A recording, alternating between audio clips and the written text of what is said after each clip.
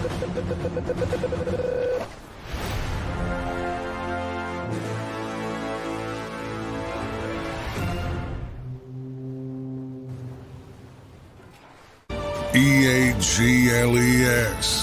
Eagles.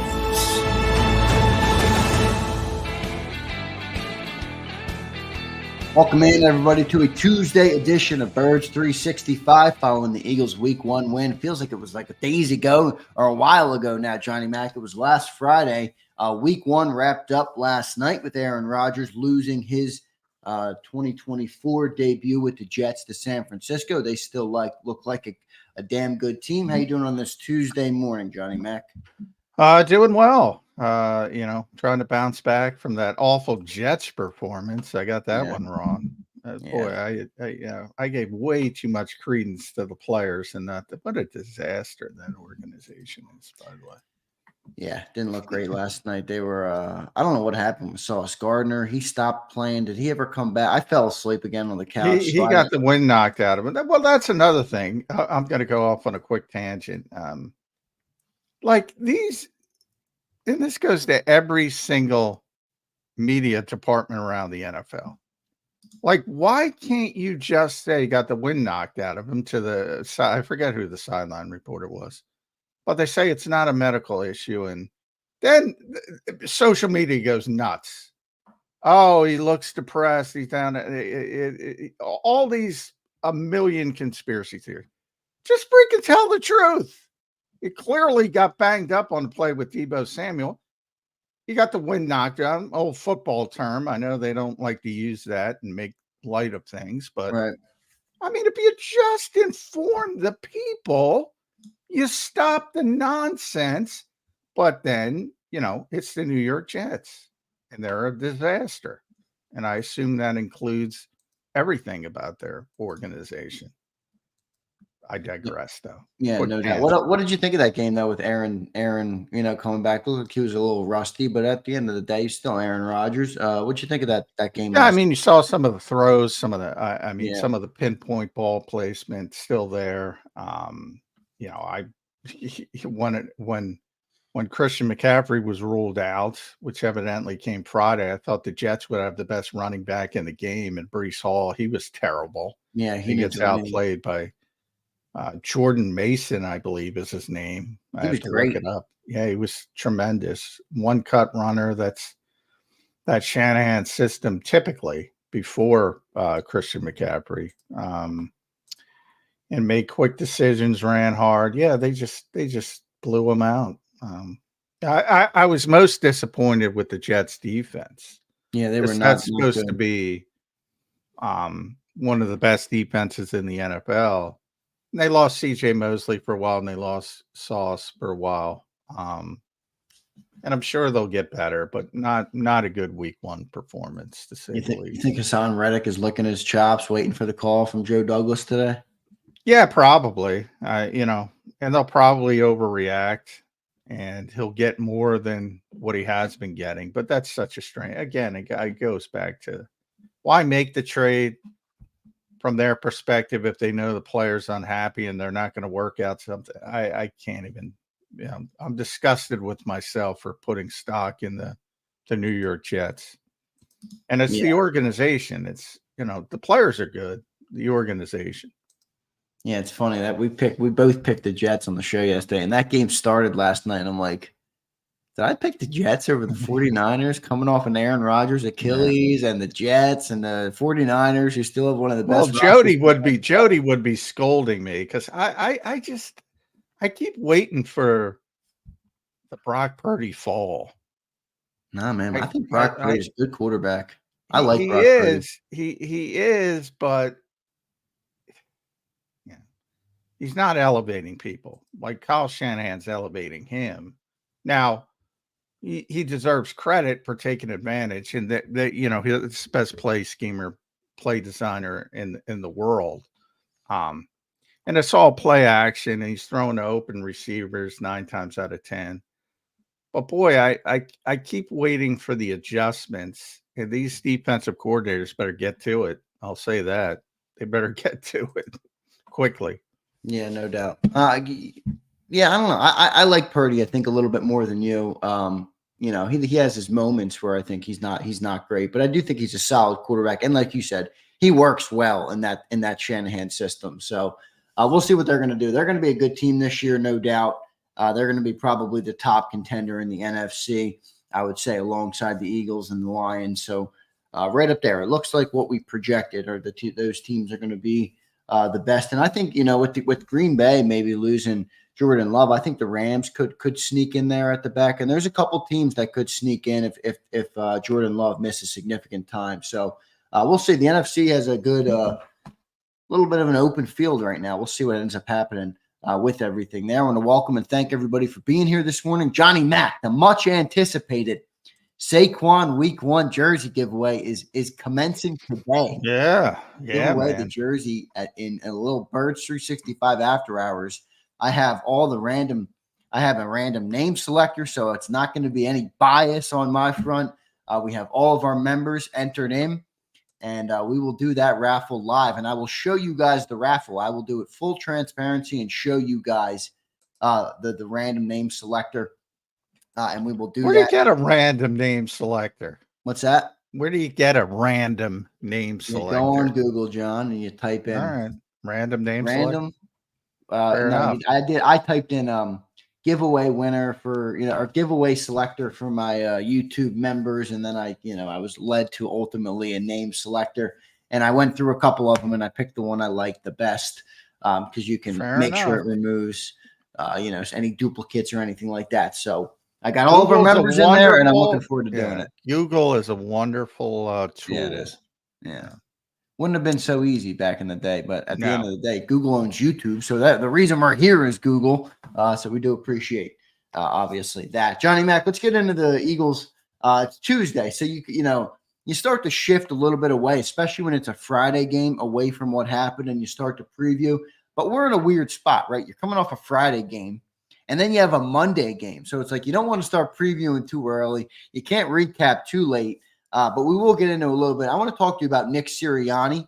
We're going to get into our Nick Sirianni. I saw you put up a column, and the title of the column was Nick Sirianni, or Eagles coach, explains difference in his 2022 role. Before we get into that exactly, did you notice or what did you see from Nick Sirianni in that Friday night game? Did you notice him having a little bit of a different role on that sideline? Not talking to Jalen as much or anything like that in the game on Friday? Not overtly, but one of the things I've said from the start is, that not that much has changed on game day because he had given up play calling in 2021, basically midway through the season. The Chargers game that year is when Shane took over. So one of the strange narratives to me throughout the offseason was, oh, Nick Sirianni's becoming a CEO coach. Always was a CEO coach since, again, midway through his first season. So that part never changed, and I never got why people played that up to that standpoint. But he did explain one difference, and he has explained it in the past as well to a certain degree. When they were struggling last year, he spent a lot of time with the offense and never took over play calling, never took it back from Brian Johnson, but was really focused on trying to help Brian Johnson get the team out of the slide, was spending a lot of time trying to figure things out. And that took him away from other things with the team, the overall view, the 30,000-foot view he always talks about. So throughout the whole process, throughout the first 3 years of Nick Sirianni, he game planned the offense every single week. So pre-Shane Steichen, post-Shane Steichen, with Brian Johnson, he was still in charge of the game plan and putting together the game plan. So Shane and Brian were essentially, if you want to think about it as the menu, they were picking things off the menu that was given to them. They weren't creating the menu. And that's the difference this year with Kellen Moore. He's creating the menu and choosing what he wants off his menu versus Nick Sirianni. So that's the big change from the offensive perspective.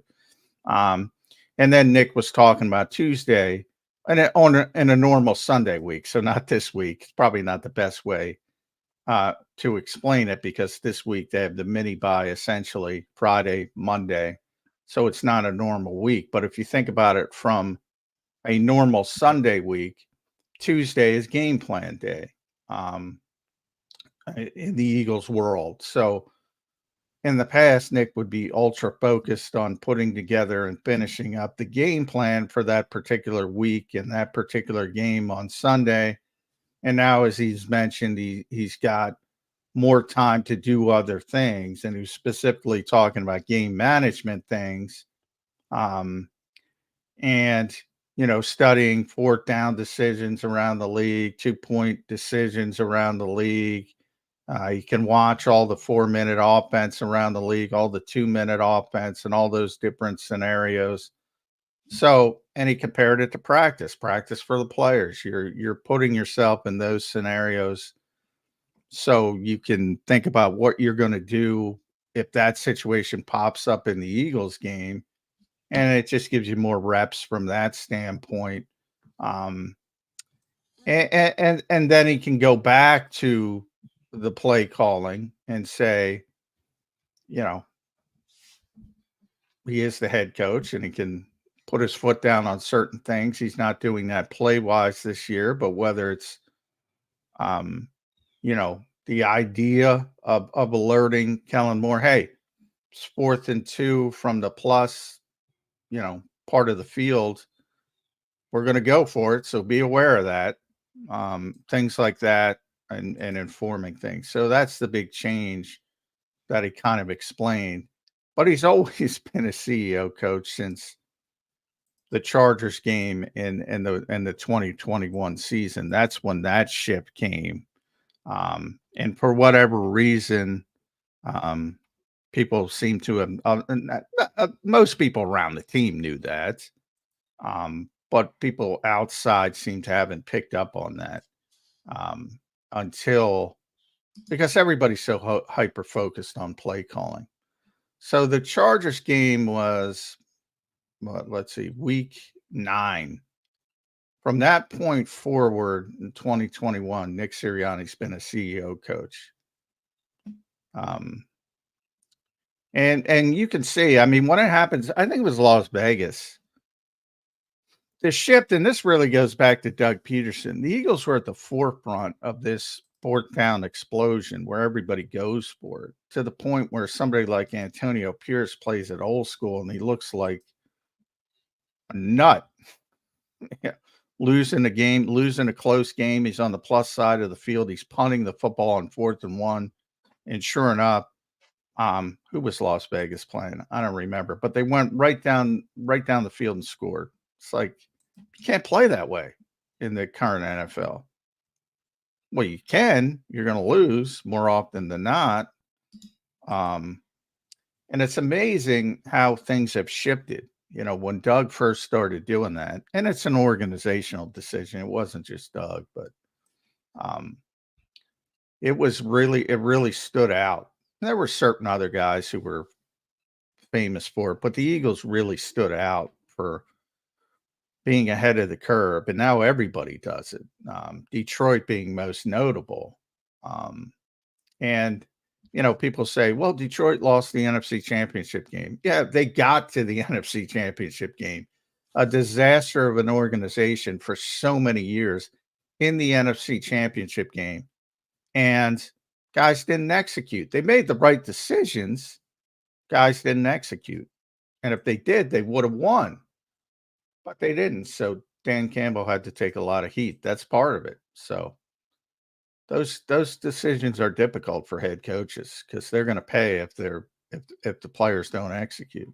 Yeah, no doubt. What's your opinion on this setup for Nick Sirianni? He wasn't hired to be this CEO. At least I don't think he was. You talk about Eagles love the offensive minds and stuff like that. When they hired him, I was like, okay, they think they got their young, trendy offensive coach like a lot of the league goes for with the Shanahans and the McVays and all of those guys.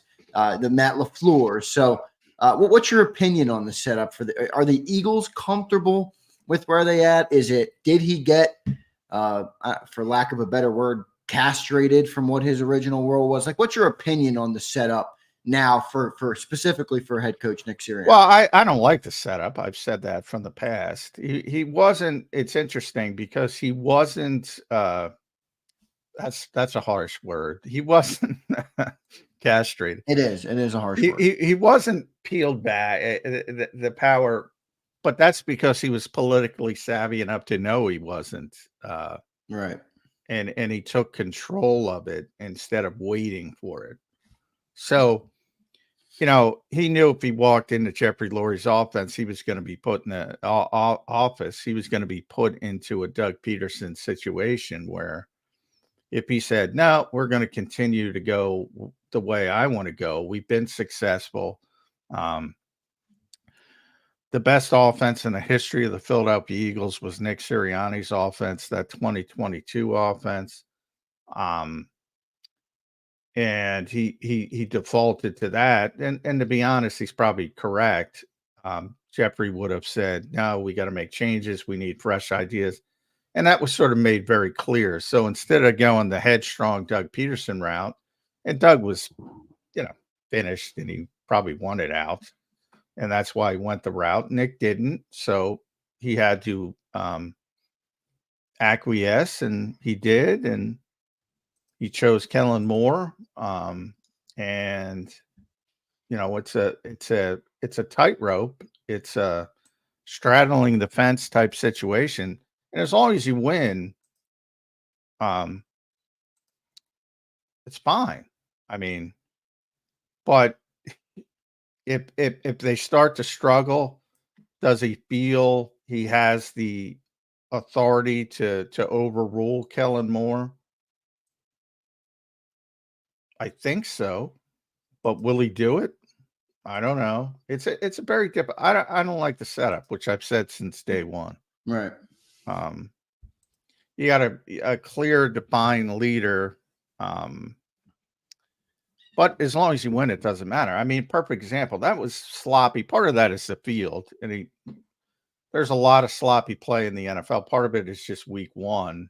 There was a lot of talk about that yesterday. Yeah, well, and there were sloppy. you saw it across the NFL, whether the fields were bad or not. There was sloppy play. So it's sloppy play all over the place. Right. So that's part of it. But you see some of the things coming out of the opener, which was not good offensive football, despite rolling up 34 points. Part of that is the Green Bay defense and what the hell they were doing. I mean, that factors into it as well. And you've already started with some of Jalen was good with motion. Yeah, as if he wasn't the runner-up to be the MVP with no motion. And, you're already seeing the trend because they won. Now, if they lose that game, if that Jair Alexander, if A.J. Brown doesn't play defensive back, and that turns into an interception, and they lose that game, the offense would be excoriated this week, with the and the quarterback, and the offensive coordinator. But that's how small the demarcation line is. To win, man, everything's fine, and everything's fine. But they have to improve a lot offensively, and they got the playmakers to do it, to put it mildly. No doubt about it. So good stuff there from Nick. I thought it looked all right in week one. I mean, what did you think of Kellen Moore's debut? We asked Chris Franklin that yesterday, and I wanted to ask you that. What did you think you saw Kellen Moore and the offense? Anything new? Anything stick out to you from that week one offense compared to how it's looked in the past couple of years? Yeah. I mean, a ton of motion compared to, top 10 motion versus bottom 5 motion. Yeah. Last year, bottom. I mean, that I've said that's going to be there all year because he likes it. So it's going to be there when they're successful. It's going to be there when they struggle because he likes it. It's a part of how he runs his offense. So it's not a surprise. The biggest I don't know if it's a surprise because he did it a ton in training camp. Is Devontae Smith in the slot, over 50% in the slot. Wow, Which is that what it way was? up. That's bigger number than I thought. Yeah, which was way up. Yeah, that's a You're lot. typically 20 something percent. And you've seen around the league with some of the really explosive receivers, most notably CD Lamb and Justin Jefferson. That's how you get good matchups for those types of guys if they can do it. And Devontae can certainly do it. So I like that part of it. And yeah, I mean, there was a lot of good, but I think the Eagles kind of out talent people, and they're going to be able to out talent people because they got everything on offense. But it was a shaky game for Jalen Hurts, if you're being honest with yourself. Yeah, no doubt about it. And that's got to get fixed. So I don't think it was Kellen Moore's fault because he wasn't the one out there making late decisions and turnover worthy throws. But bottom line is it was not a good game for the quarterback. So, and Devontae was in the slot 54.1% of the time. And the motion was 65.8 versus 35 last year. So there's your differences. But the quarterback's got to play better. Bottom line. Because I think when I say he got to play better, I think he needs to. He had highs and low lows. You got to get rid of those low lows, and I think he'll be all right. I just didn't like those turnover worthy plays and some of those bad decisions. Well, yeah. And by the way, I'm not really used to seeing Jalen make that many bad decisions like that. He doesn't. Go across your body, or you on your back foot, you heave it up into triple coverage. In the middle of the field. You don't normally see that from Jalen. And I thought and that's why I kind of said all off season I wasn't that concerned about the turnovers last year because I thought it would regress back to his particular mean. Well, it's only 1 week, but it didn't regress. It got worse. It got worse, and that's why his grade was so low that everybody's so upset about because he never does that. Yeah. So, and this is his 4th year as a starting quarterback. He's never had a grade that low because he never has had that many turnover-worthy throws in one game. Now, he's played worse because, in a more consistent fashion, but taking better care of the football. But what hurts you the most is turnovers and turnover-worthy throws when you're a quarterback when it comes to grading. And that was his worst grade as the starting quarterback of the Philadelphia Eagles. That's pretty great. They still scored 34 points, by the way. Yeah. And he was phenomenal. And that's what I asked Nick. That's like instead of jumping on your sword because I get, McMullen hates Jalen Hurts. First of all, I love the guy. He's a great dude. But anyway, instead of jumping on the sword about obvious stuff and, it doesn't mean that because they won the game. No, he played poorly. But on that last drive where they siphoned off 7.5 minutes off the clock and essentially won the game, he won the game. He and Devontae. He had the great run where he carried people to get a first down, and he had the 2 big throws to Devontae because as they were trying to run the football, it wasn't very successful. They had to get those big conversions to keep that clock running. And his ability to put the bad stuff in the rearview mirror, if you watch the rest of the league, you see Troy Aikman was talking about how bad the quarterback play was around the league. Generally, when other quarterbacks have bad plays, they let it affect them. And, he's got that ability to wipe it clean and flush it, as he calls it, and go to the next play. And all of a sudden, he's making big plays down the stretch. That's the positive part. But you're sticking your head in the sand if you think he can continue to make those decisions and be successful. That is way too many bad decisions in one football game.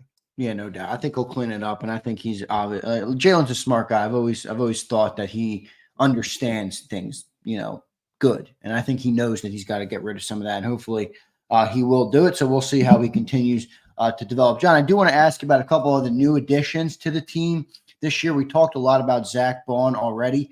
I want to talk about Mekhi Becton. Mekhi Becton graded out pretty dang good in his first game as a guard. What did you see from Mekhi Becton out there at guard? And does it look like, we got a new bona fide right guard with Jeff Stoutland now here in Philly? Yeah, similar to I'm giving a bit of a mulligan to the pass rush. I'm, great first performance, but I got to see it in a more desirous environment for the defense, where the defense isn't on skates essentially, because I think it really affected that field, really affected the defense more than the offense. And you saw it on the other side as well. That was one of the matchups I had circled on paper. That looked like a really tough matchup. Kenny Clark, maybe the Packers' best defensive player against Mekhi Becton, who's never played right guard in a real game before. I thought, well, that's a chance to for Green Bay to create some havoc, but the footing just wasn't there. And Clark got a grade under 40. And the Packers' best offensive player was the right tackle, Zach Tom. So it was burst size. Like the Eagles' offensive line got great grades. The Packers' offensive line got great. The Eagles' defensive front did nothing and got terrible grades. The Packers' defensive front got nothing and terrible grades. That's not a coincidence. The field was a mess, and it was, and when it came to the pass rush especially, it was a big advantage for the offense. So I think after the Atlanta game, we'll get a better indication, both if you want to talk about Bryce Huff, which I assume we will, and Nolan Smith and those guys, both for them and also for Mekhi Becton long-term at right guard. But he was just in an individual. If you don't want to add that context, he was good. He was very good against a very good, 3-4-time Pro Bowl player. The best defensive player the Packers have. He was very good, but I think it would be unfair not to add that context. Yeah, no doubt. So we'll see how he continues to look against other teams coming up here. Next game for the Philadelphia Eagles is next Monday night. So 6 days from now, they take on Kirk Cousins and the Atlanta Falcons, who they look right. Look good. Yeah, they look sloppy. Right. They look like food for the Eagles right now next week. So we'll see if they can clean things up, and we'll have a good game next week. I got a super chat, John, and then I want to welcome in another new member, 83 Rainy Boy. Thanks for becoming a member, brother. We appreciate you becoming a member. Prince Swayze, Johnny Mac checks in with a $10 super chat. Prince, appreciate it, brother. By the way, I did see your tweet to me last night. That was some interesting footage that you sent me of Jalen Carter. He says, Jalen would have had over 300 passing yards. James was right yesterday. The second int happened because AJ slipped. It wasn't a bad play. Would have scored a touchdown. The first int was terrible. I don't know, John. There's a footage going around. I guess Brian Baldinger did a breakdown of that interception. Baldy's and a AJ homer. did slip in it. It's tough for, I get it where people are going to be like, oh, if you didn't slip, maybe it wouldn't have been an interception. But I really still have a problem with the decision to throw that ball back across your body into, multiple defenders right there. I don't know. What's your take on it? I'm not sure if you caught the breakdown from Baldy. I didn't see Baldy's breakdown. Or if you just caught the all 22 of the play or whatever it was. God love Baldy. God love Ross. Ross Tucker. said Mekhi Becton. Like I said Mekhi Becton's born to play right guard. 6'8" guy with the longest arms in the world. Just born to play left tackle, but and he was born to play left tackle. But we'll see if he can become a good guard. Yeah, I mean, look, I mean, if it makes you feel better, have at it. If you want to make excuses, Jalen's the first one to tell you, and he will be, and he was after the game. Yeah, wanted a lot of plays back, and we know the plays he wanted back. And when you throw the football across your body in the middle of the field, I mean, literally day one of quarterback school. Don't do that. Now, there's the Steph Currys of the world. We always see the Patrick Mahomes, make plays that you're not supposed to do for normal human beings. Jalen certainly has that part of it to his game, and nobody cares when it's successful. But that's the point why you teach it, because it may be successful at one point. Yeah, maybe. But if you continuously do that kind of stuff, you're going to get bit in the you-know-what. And that's why you say, come on. That's, yeah. I mean, got to be honest with yourself. A lot of bad decisions by Jalen Hurts. Hopefully it's the nature of the sloppiness that Nick was talking about, and the nature of early season football. And it's, was prevalent all across the league. And as Troy Aikman said, there was some bad quarterback play. And he mentioned the rookies, and you kind of expect it from the rookies. But there was some bad quarterback play from veterans around the league. And Jalen's in that category. There was some bad quarterback play. Now, the good thing about Jalen is as I said, he's got the ability to put those bad plays behind him quickly and don't let them affect him. And that's the good part. But he knows he's got to get better. And Nick said it yesterday. Everybody said it. He was the first one to say it after the game. Everybody knows it. There's nothing wrong with pointing out the mistakes. That's the accountability. That's what you try to do. Try to fix it. I'm going to bring up the Baldy breakdown, John. I'm going to show you it real quick, just on the fly here. This was Baldy breaking down the play. Even though it's not always on the court, protection is fantastic. It's really just a cradle of love right there. It's a good pocket. You're going to get outside the pocket, though. All right? You hope your receiver's going to go uncovered. And A.J. Brown does. He's got his hand up in the air right there. In fact, he's got two hands in the air. That gives Jair Alexander, eyes on him. So Jalen's going to throw it. And the throw's not bad. But right here, A.J. slips. So he can't adjust to the ball. Everybody slips in this game. And he slips and allows Jair to get to the ball before A.J. can. So credit Jair. It's a great play by him. Great play. Brings it out of the end zone. But, you're not trying to throw it to him. Your receiver's slipping in the end zone. He can't adjust to the ball. And I'm sure Jalen's pissed about the whole thing, but part of playing on that field, that soccer field in Brazil. Let's watch this red zone yourself. So that's, that's what. Guess what? I don't know if people know the closings, but we went through this in 2021. I think it was the Giants game with Bradbury, and it might have been Bradbury and Xavier McKinney on the Giants at that time, where there was a late throw, and people are taking out the clips of certain, I think it was Rager, whomever it was, was open. They don't know how. Jair Alexander had a beat on that ball from the minute. You could see Jair. He left his hands. AJ wasn't getting that ball. Now maybe he can get back into it from a defensive back standpoint, right? That's knock it down like he did with the other. Even get the offensive pass interference if you want to go that way.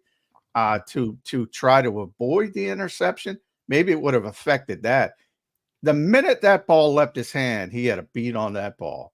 And there was no freaking way A.J. Brown was getting to that ball. Now, the field was an abject disaster for everybody. Everybody. And everybody slipped. Jordan Love slipped 100 times. I just talked about, that's why I'm giving the pass rush on both teams a mulligan. And the offensive line had a huge advantage. And on top of it, the Eagles have a really good offensive line. And then they had a huge advantage on top of it. So, yeah. But, that's a bad decision. That's the point. That's why you're great. That's a bad decision. Quarterback decision.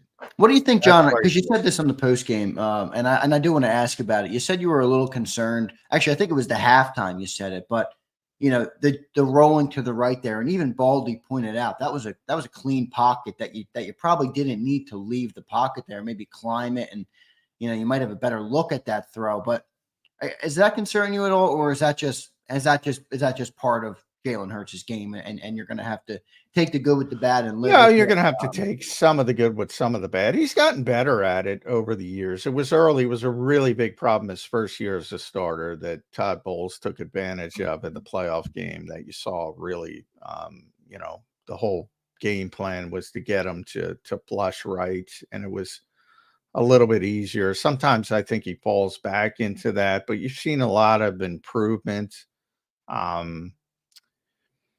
But generally you want to see quarterbacks climb a clean pocket to keep the play and keep as much of the field alive as possible on a given play.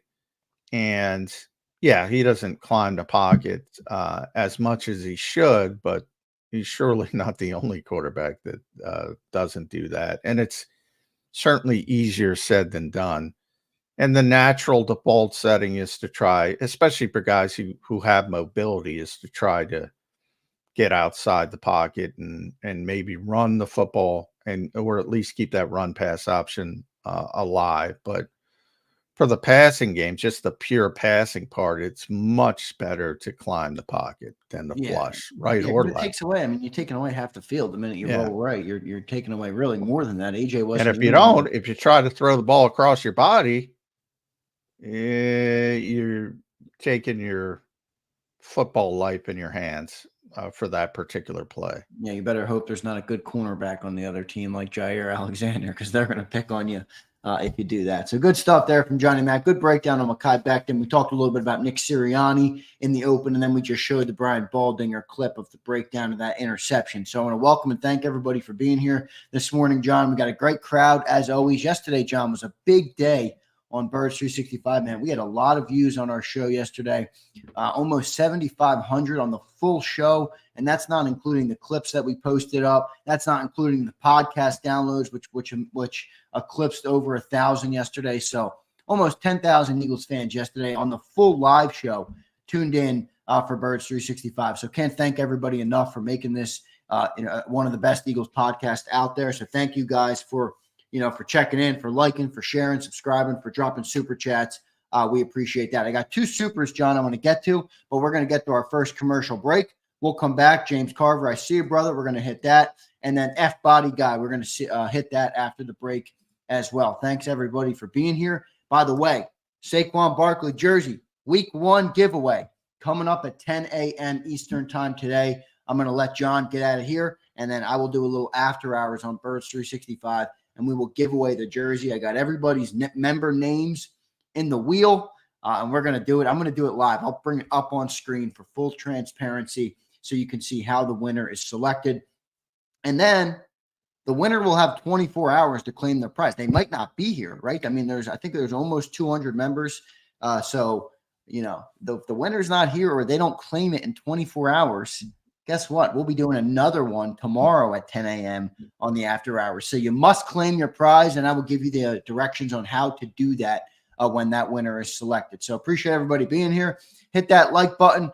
Birds 365 will be back in 3 minutes on the other side. If you missed any of today's show on the JAKIB Media channel, listen to the podcast on your way home. Available on YouTube, Apple, and Spotify. Your gut says Miami is going to win, and you should take the over. Your gut also said your NFT selfies would only go up in value. They didn't.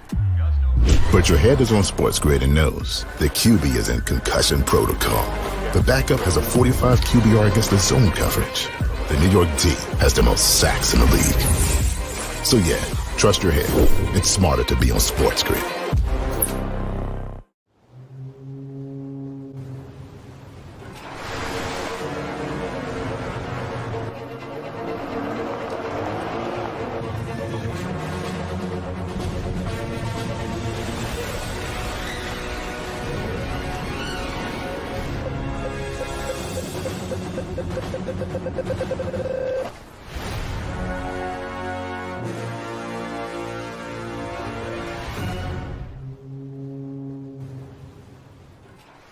Score and save in southeastern PA and Delaware with Colony Pools this football season, and let the experts close your pool with a custom Merlin safety cover in green for the birds. And if you join our Winter Watch team, we'll give you another 20% off, and Colony Pools will handle it all.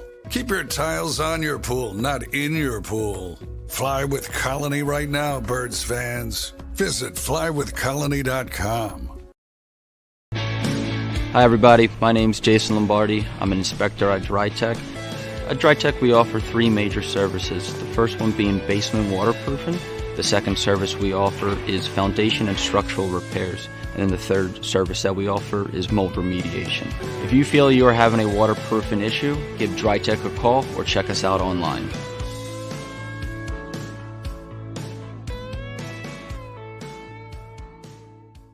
Heading down the shore, have a ball once more.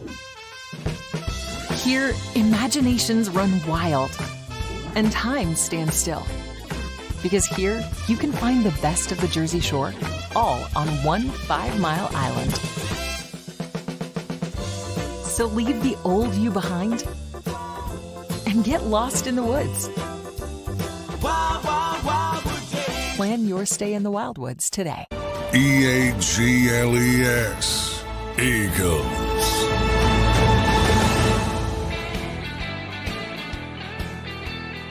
Welcome back in, everybody, to Tuesday's edition of Birds 365, giving away that Saquon Barkley jersey at the end of the show. Eagles are 1-0, everybody, and we are now 6 days out from that Week 2 game. Kind of an interesting start to the season here with a Friday night game and then followed up by a Monday game. So they have a little bit of a break. Maybe the Eagle or the NFL slotted that in for that extra Brazil travel. Oh, time. yeah, no question. Yeah, so the Eagles got that extra time, so they won't play till Monday night. Back-to-back primetime games for the Philadelphia Eagles. And then I think they go 4 straight 1 p.m. games. Love it. Love it. Yeah, Johnny Mac loving the 1 p.m.ers. No doubt. I like the 1 p.m.ers too, just because it gives people more a chance to watch our content because it's at a more reasonable hour. So I like it from that perspective selfishly. But I don't really care what time the team plays. So good stuff there. We'll be following along and leading you into that game next Monday night versus the Atlanta Falcons. I think that team did not look great in Week 1. I don't think Kirk Cousins, by the way, John, I don't think he trusts that ankle, man. I saw some film breakdown of him. Yeah, he did not look good. No, So he didn't look himself. Yeah, you got a 36-year-old guy coming off an Achilles, Yeah. and it was later. Remember, it was later than Aaron Rodgers. His Right. Achilles was like late October. So, it's well inside a year. Now that's an injury that has gotten better over the years from a rehab standpoint. It used to be a full year, 12 months. I remember Brandon Brooks got back in 6 months. It was insane at his weight, but then he had suffered another one eventually. Yeah, that's a difficult injury, especially with an older guy. And he didn't look like himself. And that's going to be a positive because that on paper, Atlanta looked like that might be a better team. But a lot of it hinged on Kirk's ability to get back to what he was before. And it looks like there's no way he's going to be that. So that's a game that maybe you're a little bit more worried about on paper and after you got to see Atlanta play. I mean, now TJ Watt was a big part of that as well. And the Eagles don't have a TJ Watt because he wrecked that game. But yeah, I mean, they didn't score. I don't think Pittsburgh scored a touchdown and they won that game. So Yeah, Atlanta wasn't good offensively. No, they weren't. So hopefully the Eagles can move to 2-0 pretty easily if that Atlanta team doesn't turn anything around. It's funny because they do have a lot of players on that Atlanta team, but they just weren't able to put it all together. So we'll continue to break it down. Sloppy football. Very sloppy football. So, hey, maybe they clean it up. Maybe they come out swinging and Kirk Cousins goes back to that 300-yard passer. Well, you do. That's why that week one overreaction tends to get a lot of fans down, a lot of fan bases down. And you see a quick correction in week two. So you see it all the time where teams around the league bounce back. It's never one of the 70 million football cliches when you look at film. It's never as good as you think it is, and it's never as bad as you think it is. And that's with every team. Maybe with the exception of Carolina. That's pretty bad.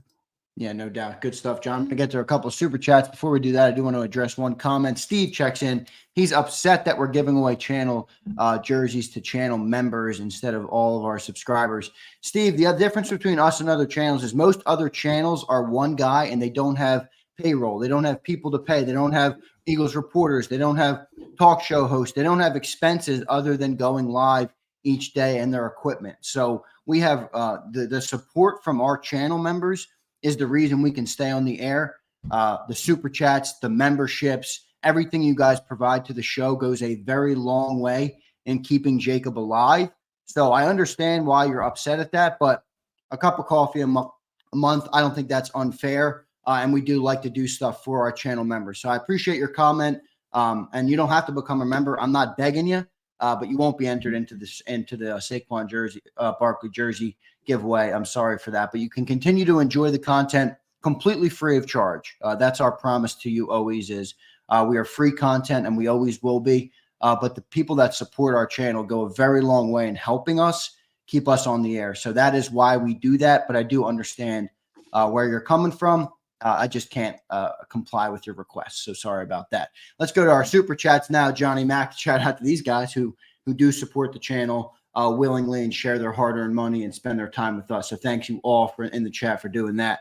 F Body says, are you concerned with the tush push being ineffective? Is it a learning curve with Cam, or has the NFL figured out it was our most effective play? I do think it's a fair question. Johnny Mac, what do you have to say to F Body guy?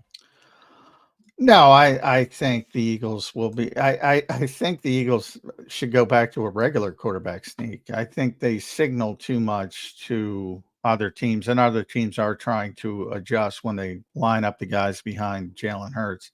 I think if they just spread the field and go back to a normal quarterback sneak with Jalen Hurts, it'd probably be more effective at this point because people wouldn't be as aware, and you got to pay respect to the playmakers. If you spread the field, then I think it becomes incredibly easy for Jalen Hurts, who can, I said, is a great quarterback sneak quarterback no matter what you do. So I do think the Eagles should think about making a change from that standpoint. They were still successful. I think it was 2 out of 4, but it was really, that a 3rd and 2. And they got a yard. So yeah, that's right. That's considered a failure, but yeah, it's right. not really a failure in my mind. And then there was a snap that Jalen didn't get. So yeah, that part of it, maybe it takes a little bit of time. The sloppy football, new center from Jalen's perspective, get a little bit used to it. But I do think the Eagles should shift away from it. Because people have become too aware and too focused on it. And the example I get, if you spread the field, all of a sudden you can't not cover AJ. You can't not cover Devontae. Even if you want to spread the entire field, put Saquon Barkley outside, put Dallas Goedert in the slot. You got to respect that. And that takes guys away from the middle of the field. And all of a sudden, Jalen Hurts has all this space. And that's, I think, might be the more prudent way to do it, because people are paying a lot of attention trying to stop it. Yeah, so we'll see how it continues to develop. Definitely didn't look the same, I will say. I don't know if that's just me because Kelsey's not there, so it didn't look the same. But we'll see how it works out if it continues to be as effective as it has been in the past. I got two supers here from James Carver for $20 each. James, thank you for your support, man. I think these go hand in hand. So I'm going to try and read them both. Let me read them first and see what they are. James Carver checked in, $19.99. Thank you, James, for your support of the channel. As always, man, you are the absolute best. The offer still stands to send James. I believe James is in Dallas, is down near the Dallas area, to Eagles, Dallas. That game is looking like it's going to be a good one. Territory. Yeah, Dallas is good. Sorry. Yeah, I know James does have a leg injury, I believe. So he's got to figure out if he's able to make it happen. But James, if you can't do that, we're going to do something for you, brother. I think I don't know if you guys remember the Jalen Hurts poster I have that I showed you guys. I might have to give that to James Carver. I think that would be a pretty good thing to give Carver. I'll show you guys that at the 10 o'clock hour. James Carver says, came late at end of J-Mac's response, but I have to admit, after recording and Zooming yesterday, first int that I said was due to back leg slip, not later throw, was wrong. It was Becton's foot. So he short threw later his second read. I can't really follow that, John. Do you understand what James is saying here? The first interception due to back leg slip. Well, the first interception was the late throw down the middle of the field. To Devontae. I mean, it's a late throw. I realize people want to protect the quarterback, but Jalen, I mean, remember, it's easier to do when you win, and the Eagles won. But he took accountability for both of those plays. I'm trying to bring it up. Those two turnovers, those are things that I can control, and I have to be better at that. I have to take accountability for that. Remember, when they lost in Seattle and it was his fault, he still hasn't taken accountability. So, I mean, the quarterback himself is telling you, yeah, those are bad decisions. The head coach told you, yeah, those are bad decisions. I mean, sometimes a duck is a duck. They were bad decisions. And, Jalen said, and then he went to, and the good part, which is, you have moments. Okay, we missed this opportunity. We didn't take advantage of this opportunity. How do we respond from it? In the end, it comes down to how you respond to it. And they responded to it, and he responded to it well. He didn't let it bother him. And, he's got to build with the team and take the coaching, he said. And the coaching is going to be, those were late throws. No doubt, James. And two other turnover worthy throws. They all were late throws. All four of them were late throws. James followed it up and said, so I give my man J-Mac his props. He was right. It was a very poor mechanically and later throw. So the first was just as bad as J-Mac said. Accountability on my end and greatness to the man, bows to greatness.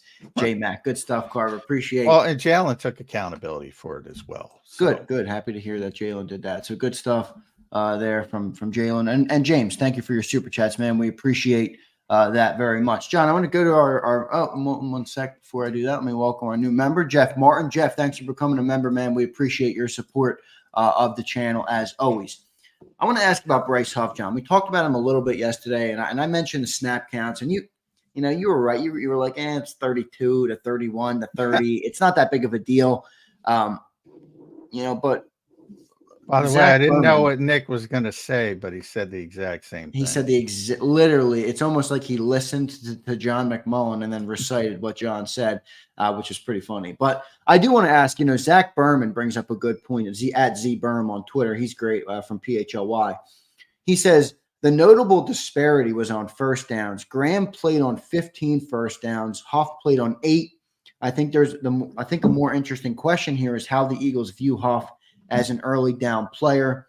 You think there's a problem with paying $17 million, for a one-trick pony, I guess you could call it, in Bryce Huff, or what do you think of that? Well, I don't think it shows up until if he does the one trick, because I think that's what the Eagles are paying him for, to get the quarterback. So if the one trick comes to fruition, I think everything is fine. And you can argue, like, you can't even argue. Like if Brandon Graham is willing to do it, and if Brandon Graham stays healthy, that's one of the best run defensive ends, run support defensive ends in football, and has been for over a decade. They probably should have been doing that before. Now, the last couple of years, the Eagles had a significant pitch count on them. And part of it was to get him, the whole plan was to get him to 15 years. And this is his 15th and final season. So in years past, they had a pitch count, understanding he was going to be back. Now he's not going to be back. And Vic has told him, no pitch count. We're going to play you, because he thinks he's one of their best players still. And he's right, by the way. He was the only front player that played pretty well from a consistency standpoint on that crappy field. And yeah, he's a better first down player. In a lot of ways, it makes perfect sense. I think those were the true media numbers. I mean, that's big, man. He's like, all right, I got a good run defender and I got a good pass rusher. Let this guy defend the run, and let the pass rusher get to the quarterback. Because I guarantee you, Vic doesn't care about $51 million and he's got to be a 3-down player. He could give a flying, you know what?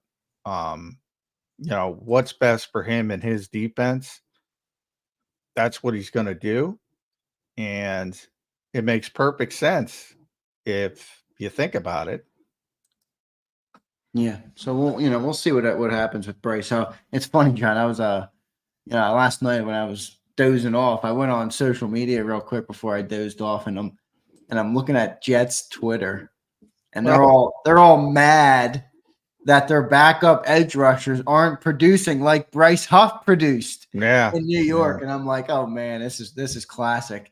They're all upset that they don't have another Bryce Huff as their second or third edge rusher to get after the quarterback.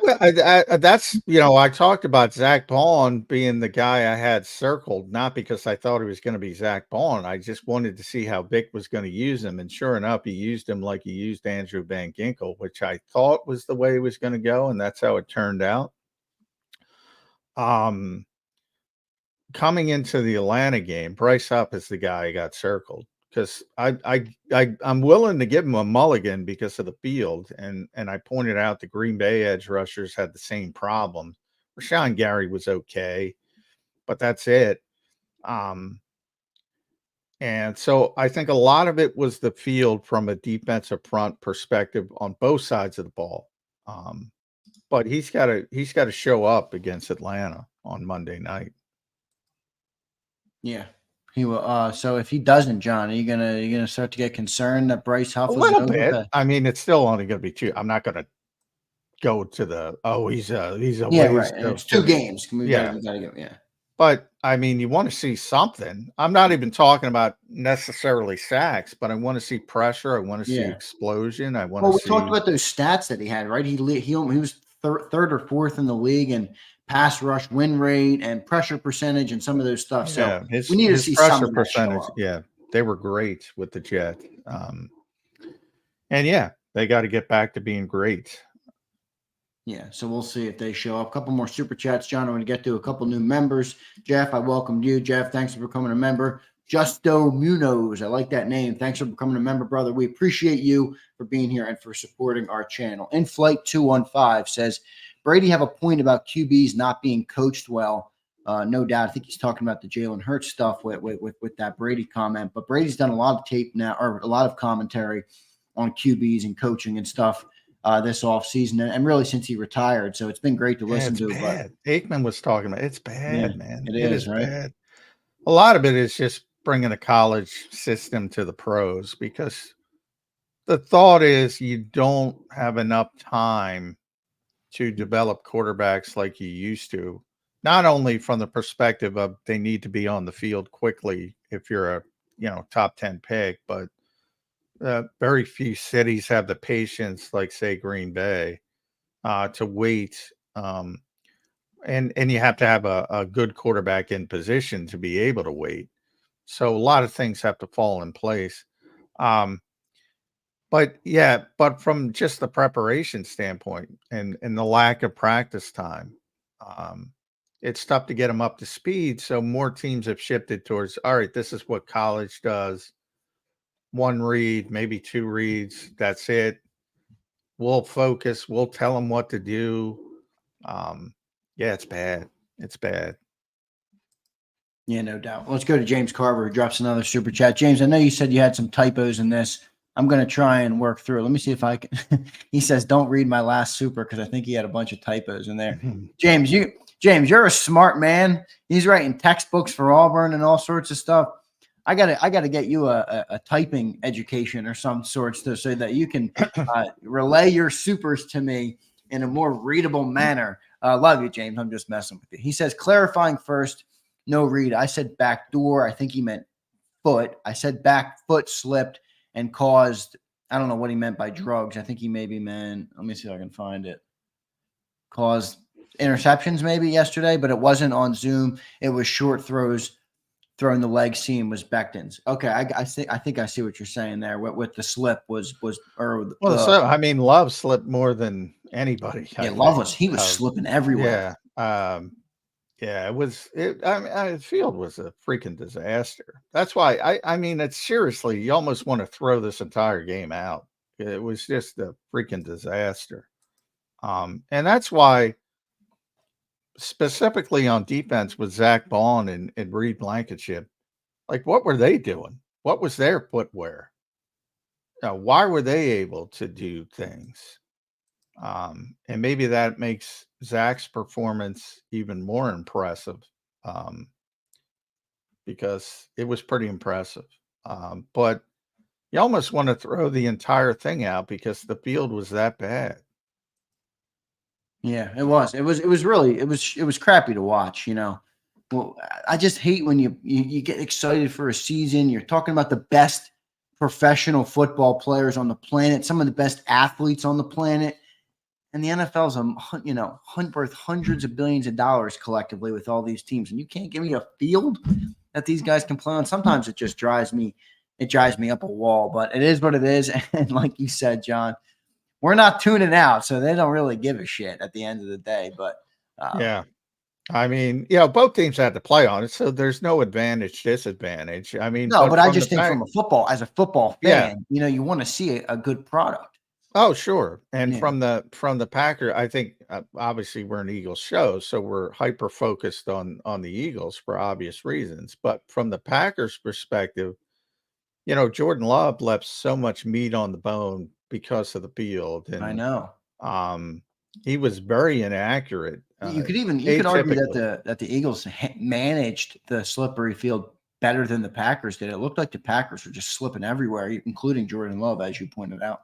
Yeah. Well, they did handle because they won. So they handled it slightly better, at least. But it affected them as well. And it affected both teams. So,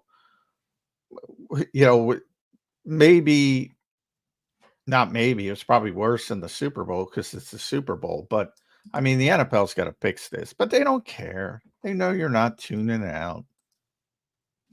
So they don't care. They got really through the game.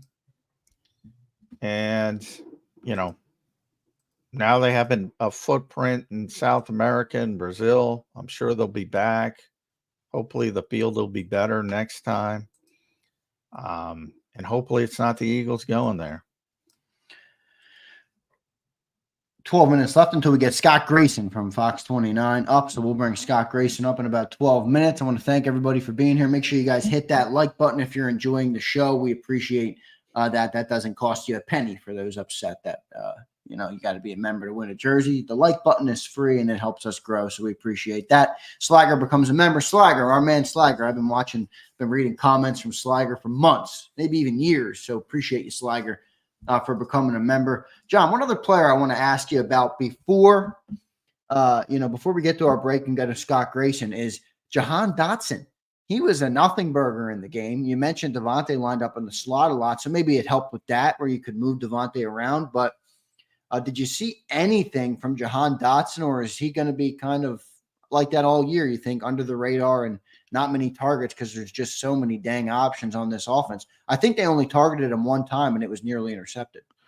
No, Wasn't he the target that almost was a pick six?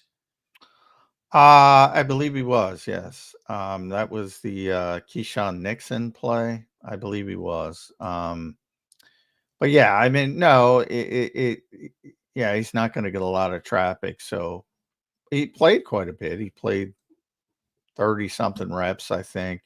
And it enables you to better move around AJ and Devontae because he's got the ability to play outside. For those who don't know, he played outside in Washington more than he played inside. So he's a lot more used to it than, say, Britton Covey had a few snaps as well. But with Britton out there, I mean, you can put him outside. You can line up anybody outside. You can line up Zander Krause. You can line up old Johnny Mack wherever you want. So it's not about the positioning, but you got to threaten somebody outside. Jahan Dotson can do that from a standpoint. But if you're expecting numbers from Jahan Dotson, you're not getting numbers. What you want is Grant Calcaterra. He got one opportunity, made the catch, nice little gain. Kenny Gainwell got a couple opportunities, made one catch, made two people miss. Nice gain. That's what you want out of the role players, the low traffic players. And then God forbid AJ or Devontae have to miss a game with a sprained ankle, then you would need Jahan Dotson to step up into a bigger role as the wide receiver too. And he's more equipped to do that than what they had before the trade. They didn't have that backup outside receiver, and now they do. So, but you know, no, he wasn't an important part of the game other than, as you said, getting the ability to manipulate Devontae Smith into the slot probably a little bit more. Yeah, so hopefully that's at least what they get out of it, but definitely nothing. I don't think you're going to see a lot from him this year other than, like you pointed out, he's a decoy for the offense. He, gives them a little bit more variability in what they can do with their other stars. But overall, not going to see much from him. Johnny Mac, 9 minutes until we get to Scott Grayson. After today, I think we're going to be putting this game completely in our rearview mirror. Is there anything that's, we didn't talk about? I think we hit on everything at this point, right? With the post-game show and the Saturday show that we did. We talked about Saquon Barkley and Zach Vaughn. Anything that we missed?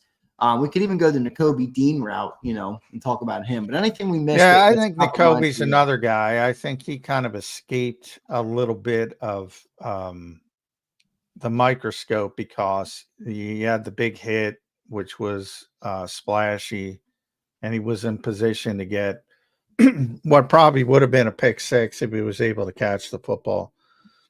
So he showed up a couple times, but I think play to play, especially in the running game, he wasn't very good. And I was disappointed in that, to be honest, because I've been talking to Kobe up, and I don't think he played up to his standard. And, another guy, maybe you give him the mulligan because of the field a little bit. But then you got Zach Vaughn looking like he's, an all-pro. So he managed to do some things at the other linebacker position. But yeah, Nakobe's another guy. Bryce Huff, number one. Nakai probably be number two when Atlanta comes around. And yeah, he's got to play better.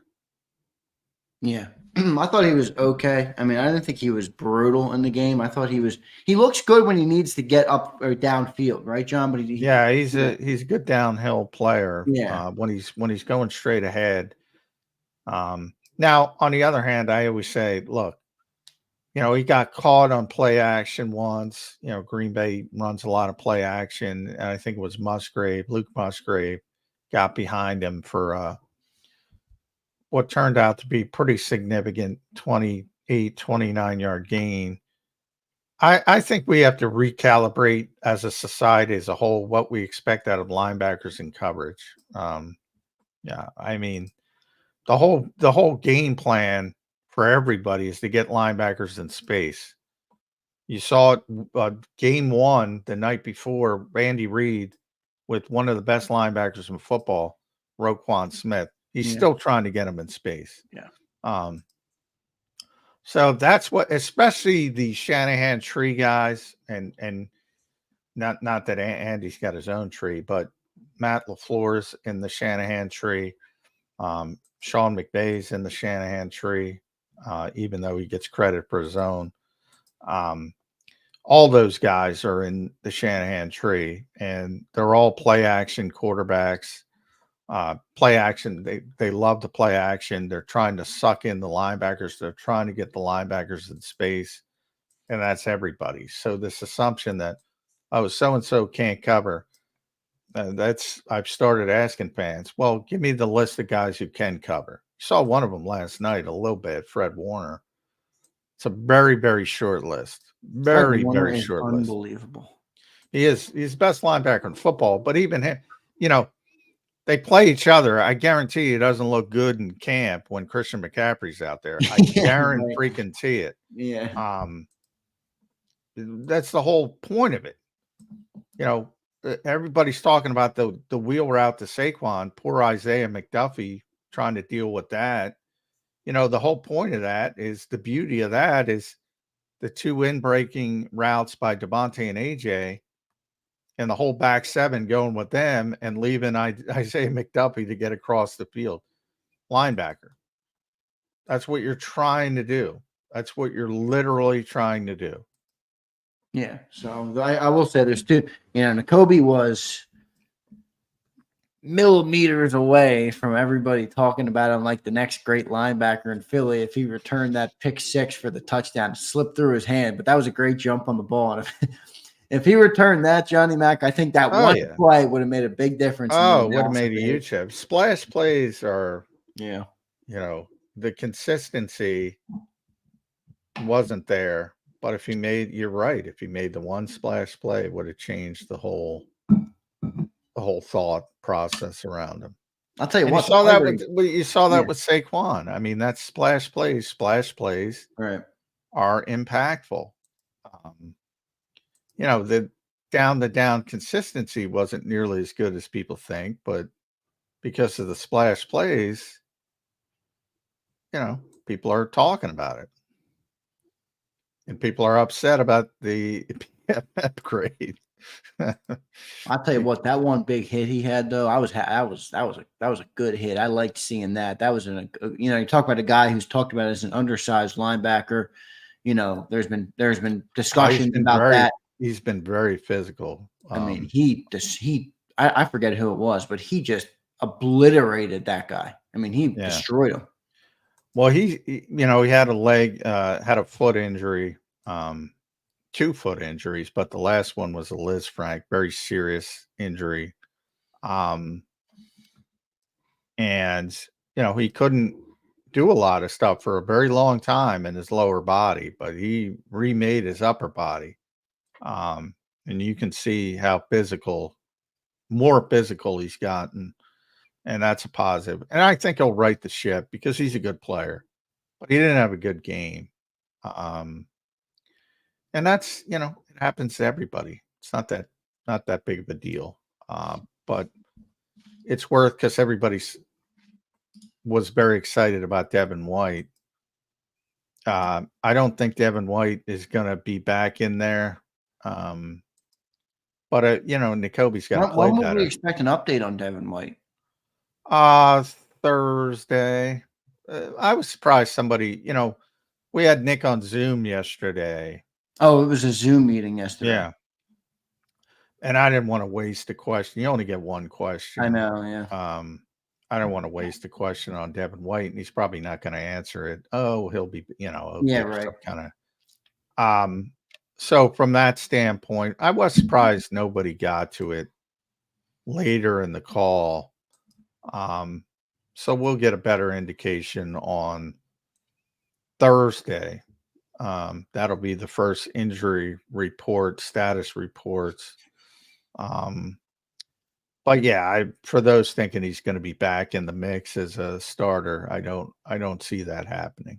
There were some rumblings, John, about Devon White being on the trade block. Have your sources told you anything? Is there anything you can share? Yeah, they certainly were open to the idea at the trade at the. That's not fake news. It's at the cut down. But I mean, again, his contract, nobody was banging down his door. Yeah. So I don't think from the Eagles standpoint they expected to get anything for him. But if somebody would have offered, they certainly would have been open to it. Yep. Good stuff there from Johnny Mack. Thanks everybody for being here this morning. We got a great crowd. We got some new members in here, Slagger, Justo, Jeff, and then 83 Rainy Boy. So appreciate all you guys. And then a bunch of super chats from all you guys. We appreciate your support. Can't thank you all enough. We're going to get to our next commercial break. Coming up, we'll have Scott Grayson from Fox 29 joining the show. Looking forward to talking to Scott and getting his breakdown on the game, what stood out to him, the good, the bad, the ugly. We'll talk about all that next with Scott Grayson from Fox 29. If you missed any of today's show on the JAKIB Media channel, listen to the podcast on your way home. Available on YouTube, Apple, and Spotify. He's blocked well and tries to cut through the middle. Oh! Your gut says Miami is going to win, and you should take the over. Your gut also said your NFT selfies would only go up in value. They didn't. But your head is on Sports Grid and knows the QB is in concussion protocol. The backup has a 45 QBR against the zone coverage. The New York D has the most sacks in the league. So yeah, trust your head. It's smarter to be on Sports Grid.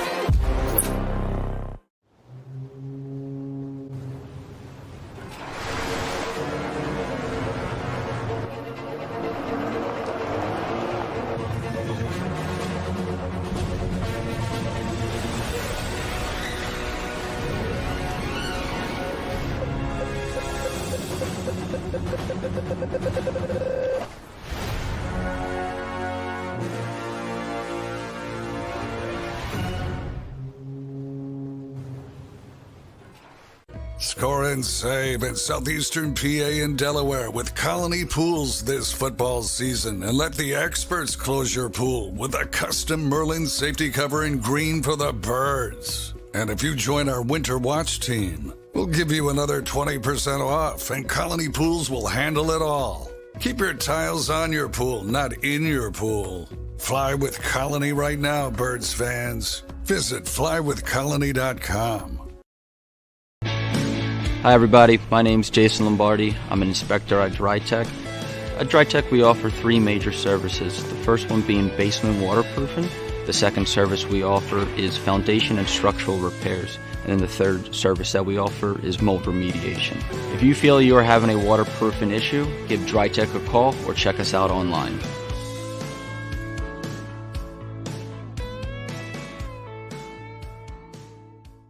Heading down the shore. Have a ball once more. Here, imaginations run wild and time stands still. Because here, you can find the best of the Jersey Shore, all on one 5-mile island. So leave the old you behind and get lost in the woods. Wild, wild, wildwood day. Plan your stay in the Wildwoods today. EAGLES, Eagles.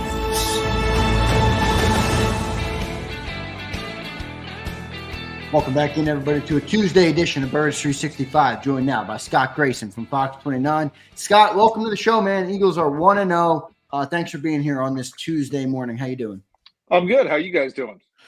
Doing good. Good to see you, Scotty. All right. Brazil, South America, field terrible. Week 1, you get out with a win. What'd you like? What'd you dislike? I think you start with what you said. You like with the fact that they got out with the win, and I think it's a great way to describe it. It was funny. I'm sure you guys felt the same way. It's you start watching that game, you see guys slipping all over the place. You're going, oh goodness, here we go, Super Bowl again.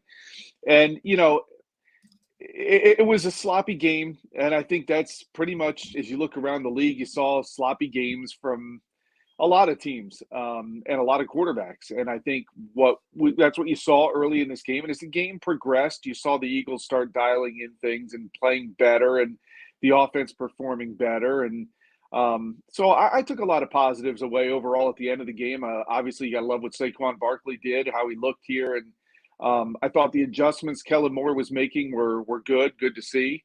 I thought, the defense, 2 turnovers and giving the opponent a short field, and they hold them to field goals both times. That was among my biggest parts of the game, to say that's where the Eagles were able to get a victory because of, and that was one of them. And then, of course, different ball game if they go down 14-0 there. Oh, absolutely. It's a whole different game there. And it allowed the offense the time to get their feet under them and start playing better and really starting to move the ball. And then the closing out, I mean, a 7.5-minute drive at the end that's not nothing. That's a huge thing to drain the time, drain the clock, make the opponent burn their timeouts, and essentially, suffocate them to a victory at the end. And I think that was missing last year. And so the way they were able to do that was admirable as well. Yeah, they were so good at that. And during the Super Bowl season, they had those long drives that would just siphon time off the clock, and you really sap the energy of the defense when you keep converting.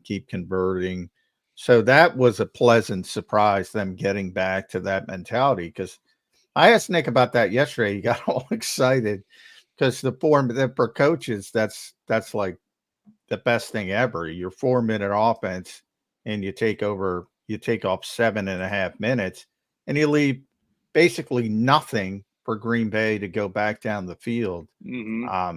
That's exactly how you draw it up as a coach. And that to me was very positive. Turnover worthy throws though from Jalen Hurts. Yeah, it was bad. And it's surprising to me. The PFF grades, not that they're gospel, and I know people hate it they love it when the grades are good, but the grade was really bad, and it's related to the turnover worthy throws. And he's never done that before. His entire starting career, Scott, that was his worst grade. Which I think will surprise people because they won the game. He was making plays down the stretch. And that's a positive, by the way. You can put those bad plays in the rearview mirror. But, man, they got to stop quickly, don't they? Well, they do. And this is where I think we're going to see the difference between Kellen Moore and Brian Johnson because, the speculation, it was Brian Johnson and Jalen Hurts are friends. And, when it came to giving criticism and coaching someone up, was Jalen listening? Was Brian Johnson delivering the message the right way? We will never know. But this is where, I got to believe, hey, before we take off, come over here, Jalen. Let's look at this film. And the rule one of any quarterback in the NFL, except for maybe Patrick Mahomes, is do not throw back across your body to the middle of the field. Nothing good will ever happen there. Again, unless you're Patrick Mahomes, and it seems to work out for him. But that to me is that's got to be one of the top coaching points to come out of that. And then the other part of it is, especially like you said, early in the game, you're trying to get something going. And I know, as I've seen this play over and over again, week one, you haven't faced a pass rush that can take you to the ground. You face the kind in practice that can get on you and then they stop. You're in the end zone. You don't want to take a safety. I got what he was doing. He didn't want to take the safety. He was trying to throw it, but you've got to throw it out of bounds or throw it away. You can't throw it over the middle of the field into triple coverage. So it happened in week one. The first one happened early in the game. The second one, you took 3 points off the board that if at the end of the game, at the very minimum 3 points, would have made it an 8-point game instead of 5. And boy, aren't you watching that end a little bit differently? Those are certainly, I agree with you, John. Those are the two most troubling things that came from me. The center exchanges, you got a new center. You're going to have some of that. That'll get better. Especially with no preseason play. Yeah, it'll get better. And those two guys will get on the same page pretty quickly, I would imagine, with whatever went wrong there. One time, I think, Juergens thought it was time to snap the ball, and it wasn't. They tried to iron that out on the sideline. We saw that. The other one on the Tush push, I thought it was a decent snap, and Jalen just didn't get it. So they've got to work through that. But the interceptions, John, I agree with you. And you're right, though, where like you see these PFF grades, you see things and everybody gets wrapped up in them. Don't forget to take the eye test, too. The eye test says they were bad plays. They were turnovers. He's got to protect the ball better. And that was something they did really well in the Super Bowl year, too. But overall, he managed to overcome it. He settled down. He didn't let it rattle him. He continued to move the ball down the field with the team and make the plays when they really needed him on that key fourth quarter drive. Great throws to Devontae Smith. He settled in. Had the big run, too, to get there where he Sure. carried people to get the first down. So I leave it going, I'm not thrilled with Jalen. He's got to make better decisions. But there's a lot to build on going into week 2. Scott, the silver lining for me is you put up 34 points with 3 turnovers and a couple other turnover-worthy plays. Am I being too optimistic to say, boy, if they clean that up, this offense could be lethal? Too optimistic for me or what? No, I think that's a great place to be. I think we all are kind of living in that spot. Like, boy, that was fun, but I think it could be even more fun to watch. Right. And A.J. Brown basically said it in his interview after the game, like, we're not satisfied. We can do even better. And this was not our best. And I think that's what you take from it too, is a good sign these guys are not satisfied. 34 points, you're right. You look at that and you should say, well, we put up 34 points. Right. But you left a lot of points out there that could easily make that game a lot less, not nearly close in the fourth quarter. And, we were all excited to see how these guys were going to work. And, frankly, I was surprised at the workload they gave Saquon Barkley, because we've been going through here and I've always been like, give Miles Sanders good 18 to 20 touches. 26 touches for Saquon was more than I was expecting, but and I don't expect that every week. But despite 26 touches for him, there was enough footballs to go around to give Devontae Smith 7 receptions, to give A.J. Brown his big long touchdown catch and the volume he needs. So I was pretty pleased overall to see Saquon's load, as well as the way they were able to spread the ball around to some other guys as well in Kellen Moore's offense. Yeah, I think with the Saquon, the touches, he touched it 8 times on that final drive that we're talking about, the 7. Yeah, that blew it up a little bit. Yeah, sure. so to me, like if they're losing the game, they're probably throwing it more, and then because I predicted 18 to 22. So you're right there. And then you got the big drive at the end of the game and it spikes the numbers. That's why I can't tell you, Scott, you and I probably talked about this over the years. The run pass ratio thing drives me nuts. I tell people all the time, well, tell me who's winning in the fourth quarter and I'll tell you what the run pass ratio is. If you're behind, you're going to throw a lot. If you're winning, you're going to try to run, and it's going to look good when you just pick up the box score. But the Eagles had, to your point, that Saquon had that many touchdowns and everybody else got involved. They ran 76 offensive plays. So, the volume was there. The volume was there, exactly. So I think that'll take care of itself. If they're winning, they're going to try to close the game with Saquon. If they're losing, obviously they're going to go in a little bit of a different direction. I'm not as worried about that, other than the wear and tear aspect. And is that sustainable? If you're a really good team and you're winning 14 games and you're going to be like they were in 2022, and they're going to be they're going to be ahead late in games, can you keep doing that week after week? I'm not sure you can. Your thought, how you handle that? Yeah, I agree with that. I think that you'll see, as we know, it's what you do one week sort of helps set up a little bit of what you do the next week. And I think what happened last week will help set up a little bit of stuff of what they do with the Falcons, which will probably be less Saquon and more of spreading it around through the air, or maybe spelling him a little bit with Kenny Gainwell a little more. It was week 1. You had a fully healthy guy, and you went out there and you kicked the tires on your new toy. And you're right. The volume went up a lot in that last drive because he did what he had to do. He got, I think you're right, 8 carries for like 15 yards on the final drive. So it was moving the chains, but not moving them too far that you ended up giving Green Bay the ball back because you scored too quick or something like that. It was what you wanted. But over the course of 17 games, plus how many playoff games this team's expecting to play, you can't ask him to keep doing that routinely. And so I expect, there'll be a lot more off of that will, help dictate how they handle week to week. And there'll be weeks like this, and there'll be weeks that are not like this, where he gets less touches, maybe in the 15 to 18 range, which is what they need to do. I mean, you need this guy come January, February to be healthy or as healthy as he can be, a running back can be that late in the year. So yeah, that's I'm with you. It was, and also I think the footing dictated some of that. Look, I mean, if you look at it, he started the game. His first carry was supposed to go to the outside. He slipped and fell. Yeah. And so then they got smart and said, we're just going to run between the tackles a lot more, and that's what they did.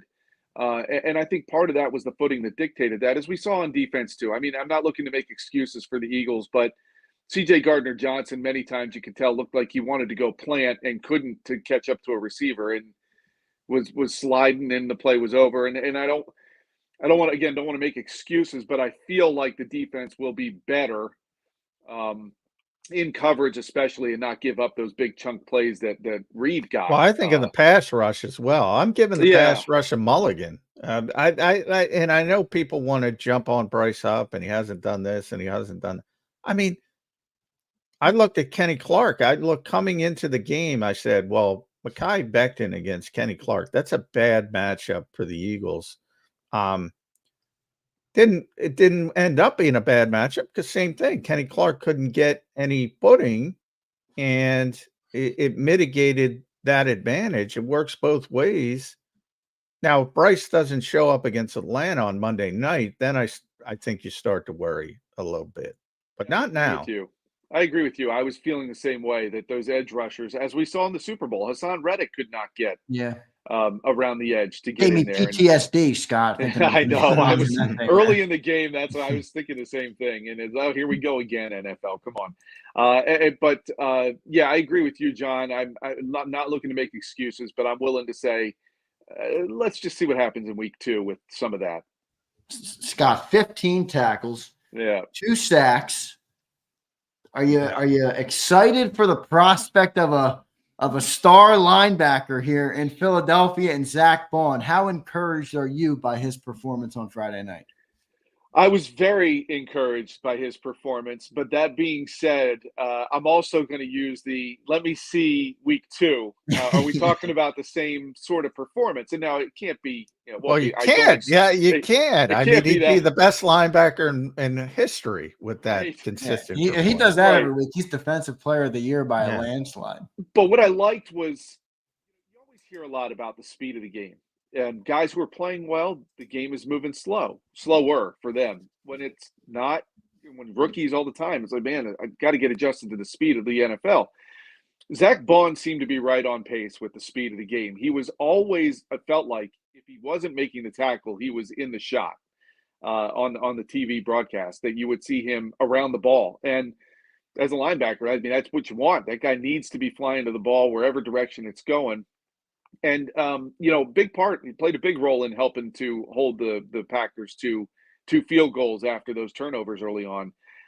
You got to love what he said. I thought he and Nakai Dean were working pretty well together. And I know Nakai had a little bit of slip-ups here and there. He also had some big plays where he, was quick to recognize something and just closed on and erased a screenplay or a big tackle for a loss on a play that would, if he didn't make the tackle, might have gone a lot farther.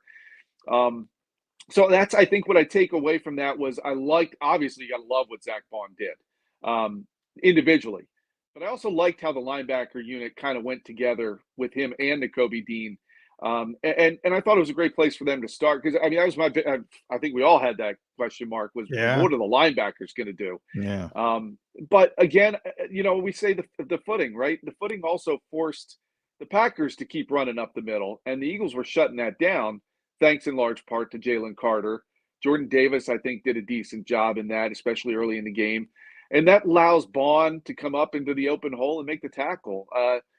So I think some of that was just the way that the game dictated itself into playing into his strengths. But there's certainly a lot of positives to build off of for him, and you got to like what you have saw. I mean, if you didn't like what you saw, then there's something wrong with you. I mean, I thought the guy just played extremely well, but I want to see that again. You can't, like we said, you can't see that.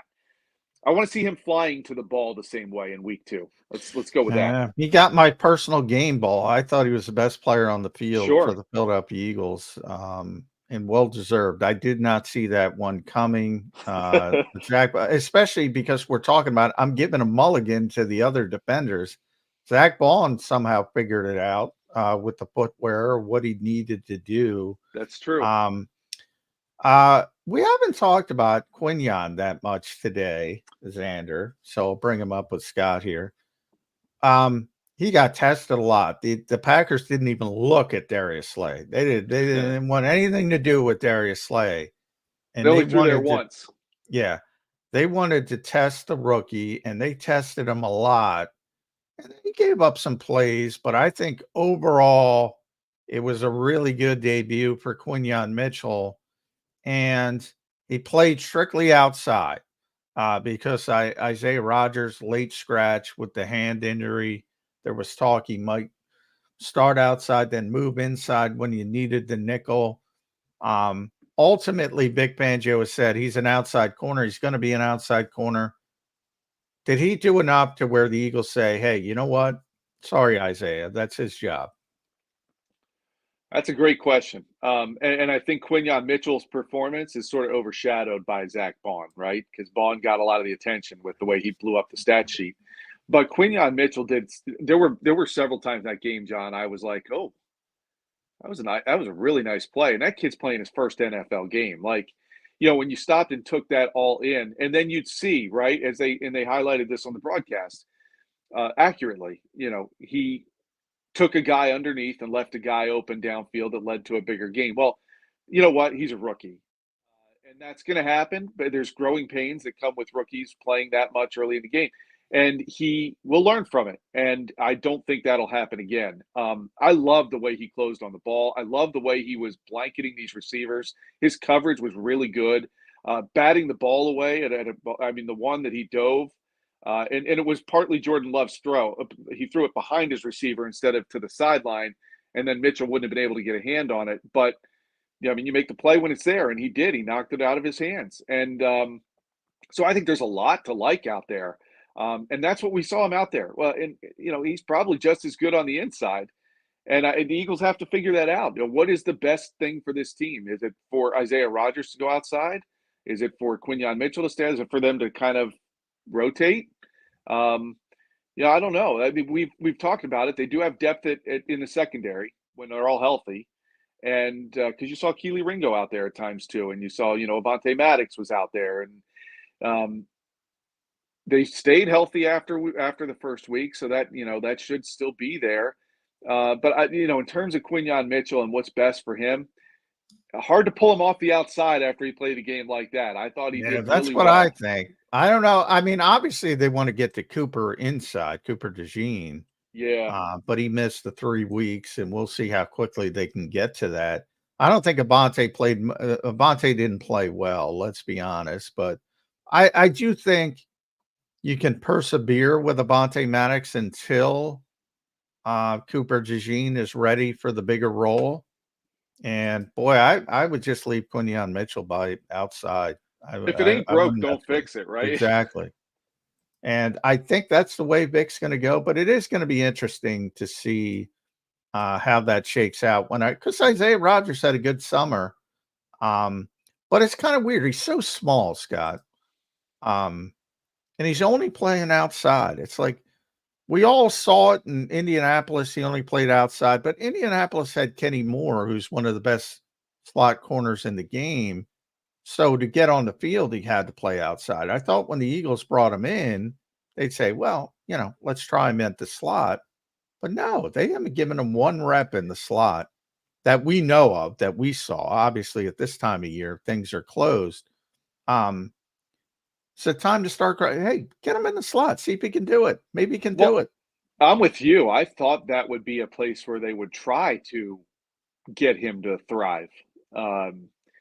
So I was surprised too that they weren't really trying that much. And it does beg the question when Quinyon Mitchell plays a game like that, how do you not, on that flight back from Brazil, have that conversation with some of your guys if you're Vic? Because you want to get the best players on the field, right? And that's the goal, and get them in places where they'll succeed. And if Isaiah Rodgers is one of your better players, then you got to find a place to get him on the field without taking somebody who should be out there as well off the field. So, yeah, I don't know, John. It's a good question about how they're going to handle that, and are they going to try to work him more on the inside? Or, you're right about Cooper DeJean. I mean, they want him to be Quinyon Mitchell, and the success we saw in Quinyon Mitchell in the first game is what they expect and hope to see out of Cooper DeJean on the inside as we get into the season more. And I guess it's a good problem to have, right? Like we said, they have all that depth, and they have these talented guys there. They got to find places to play.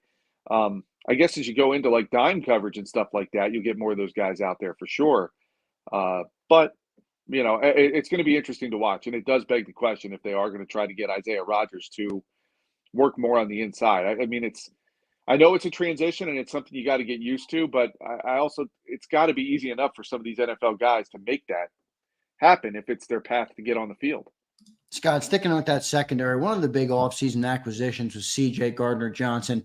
Did anything he did, whether it was good or bad, stick out to you in this game? I thought he was a little underwhelming from my point of view, but I don't want to, pollute the question. What did you see from C.J. Gardner-Johnson in week one? Yeah, I agree with you. I thought I just thought he was slipping and sliding a lot. Every time I wanted to try to watch him, you could tell he was running very gingerly, and he was afraid to plant. And that led to, I know, one touchdown that I remember seeing where he was on coverage and kind of slipped by. I know he can be better.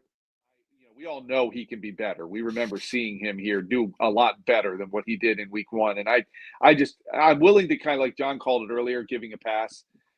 I'm kind of giving CJ a pass in the sense that I don't feel like he was able to play the way he wants to play because he couldn't plant and accelerate and burst. And now you could argue, like John also pointed out, other guys were able to do it, and he didn't. So was he trying to switch cleats? Did he just passively think I'll just kind of do the best I can without overcommitting myself too hard? And I don't know.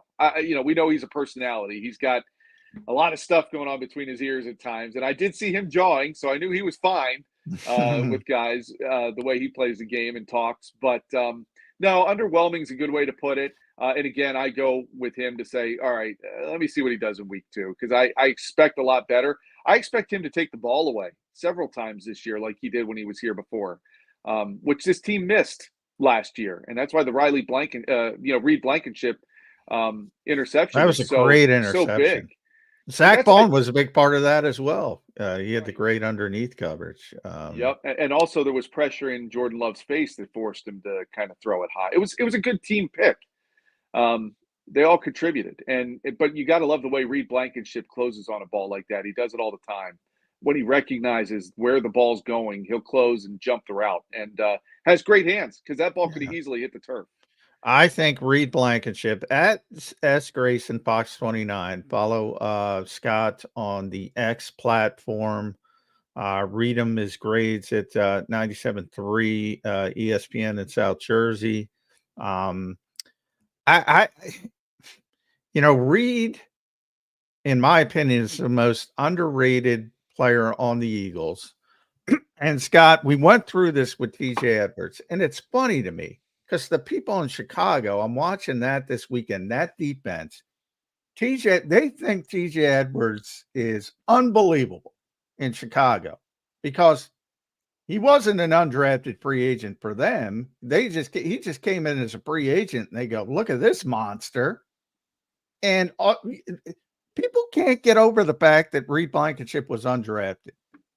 All that guy does is make plays. He was actually the best player on the field from a grade standpoint. If you look at PFF, he was the best Eagles player on the field, even better than Bond. Why can't people just say, hey, sometimes the NFL gets it wrong? I covered John Randall, who's in the Hall of Fame, Scott, when the draft was 12 rounds, nobody drafted him. And he's in the Hall of Fame. Sometimes they get it wrong. Right. They got it wrong with TJ, and they got it wrong with Reed. And the Eagles had found both guys, right? What does that Yeah. tell you about their player personnel department? So you look at Reed, and I'm sure you feel the same way, John. He's one of my favorite guys to talk to in the locker room. He doesn't mince words. He tells you what he's thinking, tells you how he feels, and he's got the accent to boot, which makes it more fun. But he seems like such a when you're in there, sometimes you can ask yourself, is this guy real? Is this what I'm seeing and talking to? Is this legit? And you get to be around him enough, you start figuring it out. Reed seems very real and genuine, and like a great teammate. I think he's got great chemistry in that locker room. So when you talk about off the field stuff, to me it resonates. So then you see the play on the field, and the guy is just. He throws himself around like you would want a teammate to do for you, right? He throws his body around. He dives everywhere. He's in on a lot of tackles. He doesn't, hesitate to do what it takes to try to make that tackle. He's not making business decisions, if you know what I mean. And I think that's very respectable. You see a guy who's trying to take advantage. And as the undrafted guys, you see this so much. They don't take any snap for granted because they know how hard they've worked to get that. And I do, John. I'm glad you brought him up. I love Reed. I love watching him play. I think he's a great safety back there. He's only going to continue to keep getting better as he gets more and more experience. I'm not surprised he got the highest grade out there. He's a smart guy too. So you will rarely find him out of position or making a bad decision in coverage as to where he should be. So I love the guy. That's why I love the fact that they brought CJ back, because I think the two of them can work really well together back there. And I'm looking forward to seeing that continue to grow as they get, week to week to week further into this season. Scott, last question from me. Everybody, whether they're a fan, an analyst, an objective reporter like Johnny Mack, everybody coming into a season has internal expectations of a team, whether they vocalize them or put them out to the public or not. After week one, have your expectations gone up or gone down for what this team can accomplish this year? In terms of record or record, how far they go? Are they a Super Bowl team? Anything, just for what you expect from this team overall this year. So I went into the season feeling like this team should win the NFC and get to the Super Bowl. Whether or not they win it, that's looking at them on paper. Now that you've seen them through 1 week.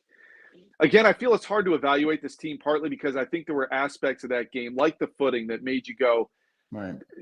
Parts of the I almost game want plan, to throw it out, Scott. Yeah, if it wasn't for of, Reed and Zach Bond, I'd be like, all right, let's throw this out from a defensive perspective. From the offensive perspective, I think they modified what they wanted to do.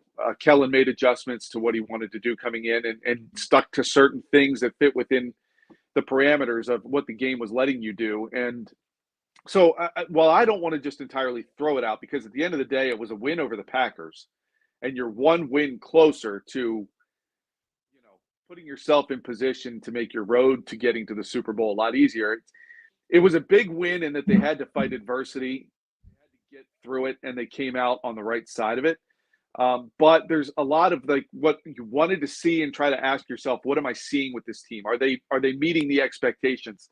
On both sides of the ball, I'm left, like John said, kind of still going, I don't know if I really can evaluate them yet. So Atlanta looked bad last week or yesterday. And I expect, if this team is what I think they are, I expect them to kind of blow out Atlanta. Kirk Cousins doesn't scare me. They don't have there's aspects of that team that you need to worry about, but I think there's a lot of things that I expect this team to do well. And if they do that, and I see that in week 2, I will go a lot further. Coming in, I thought they could be a 12-win season team. I was even ready to maybe go 13. And I know that's far, but I know I'm on the kind of the maybe the too optimist side. Yeah, but that win yesterday, the win last on Friday went a long way to helping to get to 13. And I expect them to be 2-0 after next week. How they get there and what it looks like will certainly help me decide if this team can be what I think they can be. But I think they win the NFC. get to the Super Bowl, and at that point, it's matchups, who you play, and we'll see. A little scared of San Francisco after last night. I mean, knowing they didn't have McCaffrey. Yeah. Still very good. Trent Williams could not, he could wake up out of bed, not do any training camp. He's the best left tackle in the world. Yeah. Debo looked great. Brandon Ayuk looked terrible because he didn't have a training camp, but he's going to get better and better. And I don't believe in Brock Purdy, but man, I'm like the only one. I keep waiting for the ball. I don't know what teams are doing when it's with Brock Purdy. I mean, you got to make that guy. You got to make it more difficult for that guy. And I see the Jets blowing zone coverages. I'm like, just throwing to wide open receivers. Somebody's got to make it at some point more difficult for that guy. I give that credit to Kyle Shanahan. They're putting him in position to succeed. They're getting him guys to throw to. And I'm with you. I have not been a big Brock Purdy fan, but at the end of the day, you look at what he's doing, and you got to say, yeah, I got to. At some point, I'm going to have to. Jody would kill me for that. Jody loves Brock Purdy. I've never seen it. I might be wrong on that one, though, Scott. I'm wavering. Yeah. But the Niners are, and the Lions looked good. So you look around the NFC, it's a lot of the same. Look, Dallas, Cowboys. Dallas shocked me. I did not expect them to go into that Cleveland pass and play rush. that Woo. well. Yeah, and you just wonder if they have a tough schedule to start the season. I mean, you bounce back from that, and they got the Saints who put up 47 points last week. And granted, it was against the Panthers, but tough to gauge. Week 1 overreaction against the Panthers. And like we said, when you looked around the league, I didn't feel like hardly any quarterbacks looked great. Oh, it was bad. Some made plays when they needed to, and a lot of them made bad plays, and including Jalen Hurts, as we talked about. And so, it's the old preseason is the month of September now, John. And it really is. Yeah, we should to upset people on the way out.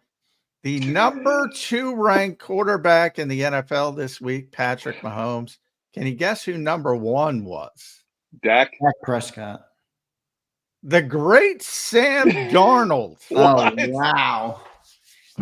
He was tremendous, but he's playing the Giants, but I don't think that's going to continue, but he was very good. So what's the over under, John, on how many weeks? If I said how many weeks until Daniel Jones is no longer the starter, and I said 4, you going over or under? I'm going over because who are they going to? Can they continue to run him out there? The guy left the stadium and could barely get. I mean, he was getting booed all the way to his car. Yeah, they were burning his jersey. Yeah, it was a bad. God, if he does that for 4 weeks straight, I'm with you. 4. But are you going back to Tommy DeVito? Do they have another backup? I forget. I don't think they do. I think it's Tommy. I can't. Tommy DeVito is embarrassing. I can't go back to him. Well, so is Daniel Jones, but I mean, they're in a bad situation. And I said it, they're not surviving Saquon Barkley in Philadelphia. They're not surviving because everybody assumed, oh, look what Saquon does in Philadelphia. Look, I get if he were with the Giants, they would have scored 6 points because they stink. Right. And that's nothing against Saquon. It's just that's how bad the supporting cast is. Oh, they do have Drew Lock. So maybe, I'm going to go under. I got to pull the trigger and go to Drew Lock. I was thinking Tommy DeVito. I'm not pulling it for Tommy DeVito, but Drew Lock, he's probably better than Daniel Jones right now, I would say.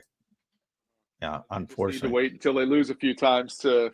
But the quarterbacks from last night's game are not up. That's why I was getting people angry. So Patrick Mahomes, number 2. Derek Carr was phenomenal. He's number 3. Baker Mayfield was number 4. He had a very good game. Tua, number 5. Number 30, Jalen Hurts, behind Bryce Young. I think it's deserved. And it's not to say that Jalen Hurts is not a good quarterback. Just last week. And it's all got to do with the turnover-worthy throws. That's what it's got to do. That's a lot. Protect this football. That's a lot for one game. So that's what it's about. And And John, in that auditorium, they have that banner hanging, and it's all about takeaways and protecting the football. It's got to be rule number one for Jalen. He's really got to commit that to it'll turn around. Yeah. It'll turn around. But it's fair to point out that it wasn't his best game. And they still scored 34 points. So that's the optimistic one. That's the beautiful silver lining. Scott, thanks for joining the show, man. At S Grayson Fox 29. Make sure everybody follows him, follows all of his work. He does a great job for Fox 29. Scott, thanks for joining us today on Birds 365. You were great as always. Looking forward to talking to you again soon. All right, Scott? Yeah, love it. Enjoyed the conversation, guys. Take care. Thank you, Scott. There's Scotty Grayson joining us on Birds 365. Great stuff from Scott Grayson. Now, John, we're just wrapping up here our Tuesday edition of Birds 365. I thought we had a great show today. We had great input there from Scotty Grayson, who joined here in hour 2. We had some good super chats and good commentary from our people in the chat earlier. John, I'm about a couple minutes away here from doing our Saquon jersey giveaway. I'm going to let you get out of Dodge here before I go into after hours on Birds 365. After hours, I like it. After hours. After hours here on Birds. Any closing thoughts, though, today, John, on the Tuesday edition before we officially put this game in the rearview mirror and on to week 2 for the Eagles? I mean, I think both teams have a lot to prove, so we'll get more into the game, obviously, as we get further into the week, and we're going to have it's a Monday night game, so we're going to have a Monday show as well to sort of preview the game, so we have plenty of time, but Atlanta's going to come in as a desperate team. They need to show at least some life, I would say. And the Eagles, as we kind of talked about with Scott there, I do want to see certain things because I don't think you got a proper evaluation because of the field in Brazil. And there's a lot you have to see, but should be a good matchup because the whole point of Atlanta and a lot of people were high on Atlanta coming into the season thinking they got a solid above average quarterback, and maybe it ends up being that way. And you add that to Bijan Robinson and Drake London and Kyle Pitts and all those guys. The offensive line's pretty good. All of a sudden, they're probably the favorite to win their division. They finally got a pass rusher and Matthew Judon to team up with Grady Jarrett, who's probably one of the more underrated players in this league and has been for years. They got Justin Simmons. I know Eagles fans were hyped up about that all off season, but they didn't need to be because you had Bree Blankenship. They have more talent, I think, than people realize. So it should be a good test, and we'll know a lot more about the Eagles after they play the Falcons. Yeah, no doubt. So looking forward to that game. Johnny Mac, great show today, man. Great stuff from Scott Grayson. We'll talk to you tomorrow on Birds 365. All right, Johnny Mac? All right. Good luck, everybody. On the jersey giveaway coming up next. John, thank you, man. We'll talk to you tomorrow. Good stuff there from Johnny Mac. I'm going to let John drop off there. And John, we'll talk to him tomorrow on Birds 365. So, John, thank you for your work today, brother. Good stuff as always. Let's get to our jersey giveaway, everybody. Now, I got a couple things I got to run through here before we do it. I see some people in the chat, and I'm going to let the community make the decision, by the way. And by the way, I'm about to turn on members only chat mode. So if you're not a member, you're not going to be able to chat anymore. That's incoming in 3, 2, 1. All right, it's officially members only chat mode here on Birds 365. So if you're not a member, you're probably no longer going to be able to chat. But here's the problem I have right now that I just saw in the chat that's going to have to become this is going to have to be decided by the members here on JAKIB Sports. I see everybody that is a member. Appreciate all you guys. Rashid. Oh, shoot, Rashid. I meant to ask that. Sorry, my man. I meant to ask John this before we wrapped up. Shoot. Sorry, Rashid. My bad, man. I'll answer it for you now, but I'm sure you wanted to hear Johnny Mac's take. Shoot, thanks. Sorry, Rashid. I hate doing that to you, man. He says, and he drops a $5 super chat. So he says, if Bond turns out to be a baller, it'll be a cardinal sin if we let him go, John. Would love to see Rodgers play, but can't move Mitchell. Rashid, you know what I'll do is I'm going to save the chat, and I'll ask John tomorrow on Birds 365 because I don't want to negate your super chat here. It did come through, so I apologize for not getting to John on that, but I do appreciate your support. Rashid, thank you, man. I will hit John tomorrow. So here's the dilemma, everybody. Yesterday on the show on Birds 365, I said, you must be a member by day's end to be entered into the week 1 giveaway. Now, we had a couple people become a member today. We had Jeff Martin. We had Justo Munoz. We had Slagger. Mike just now becomes a member. We had 83 Rainy Boy. Now, technically, these are people that should be entered into the week 2 jersey giveaway. I just saw Justo up above, asked the question, wait, am I entered into the giveaway? And a couple people in the chat said, yes, you're entered. I will let the community decide. Do I add in the members, the newest members, into the week 1 giveaway, or are they week 2 only entries? You know, I see a couple people who I figured would be like this. Rules are rules. Philly Birds and Beers. That's kind of how I feel. And then you have Prince who checks in and says, let him in. Let him in. Justo's looking to get in, everybody. Will Justo get in? I'll show you guys what I have working, by the way. Let me bring up the I'm going to fully show you guys what I have here with the wheel. And I'll run through, make sure everybody's name is here. Here's the random name picker. Let me zoom in a little bit on that. We got the random name picker. So you can see, you know, week 1 Saquon jersey. Here's your list of entrants. There's 205 members. And by the way, there's about 50 of you who are gifted memberships. So when the gift expires, if you don't become a member, you will drop off. And I think some of those drop off by week 2. So that number is going to go down to around 150. But 205 members. If you want me to search your name, I'll search them. Here's Suplex City. Ian East, I'll search your name. Ian East, there you are on the list. I'm sure you can see that. So anybody that wants to see if they're in here, you are all in here. You have my word for it. There's Takeem. I see you in the chat. Let's see. Should I put them in? I'm getting all sorts of mixed responses about who to add in. So I can add in. Let's see. I will add in. All right. What should we do, everybody? I need a consensus. Flexen, you want me to search your name? I'll search your name, brother. You think I would miss you, Flexen? There's Flexen and Steppin right there. You're in there, Flexen and Steppin. So good stuff there. Flexen, I got you. Rashid, you're on here, brother. I'll search you, though, if you want me to search you. Rashid Mixon, there you are, brother. You're in here. Or Cody says Cody's nuts. Are my nuts in? Cody's nuts. Your nuts are in, brother.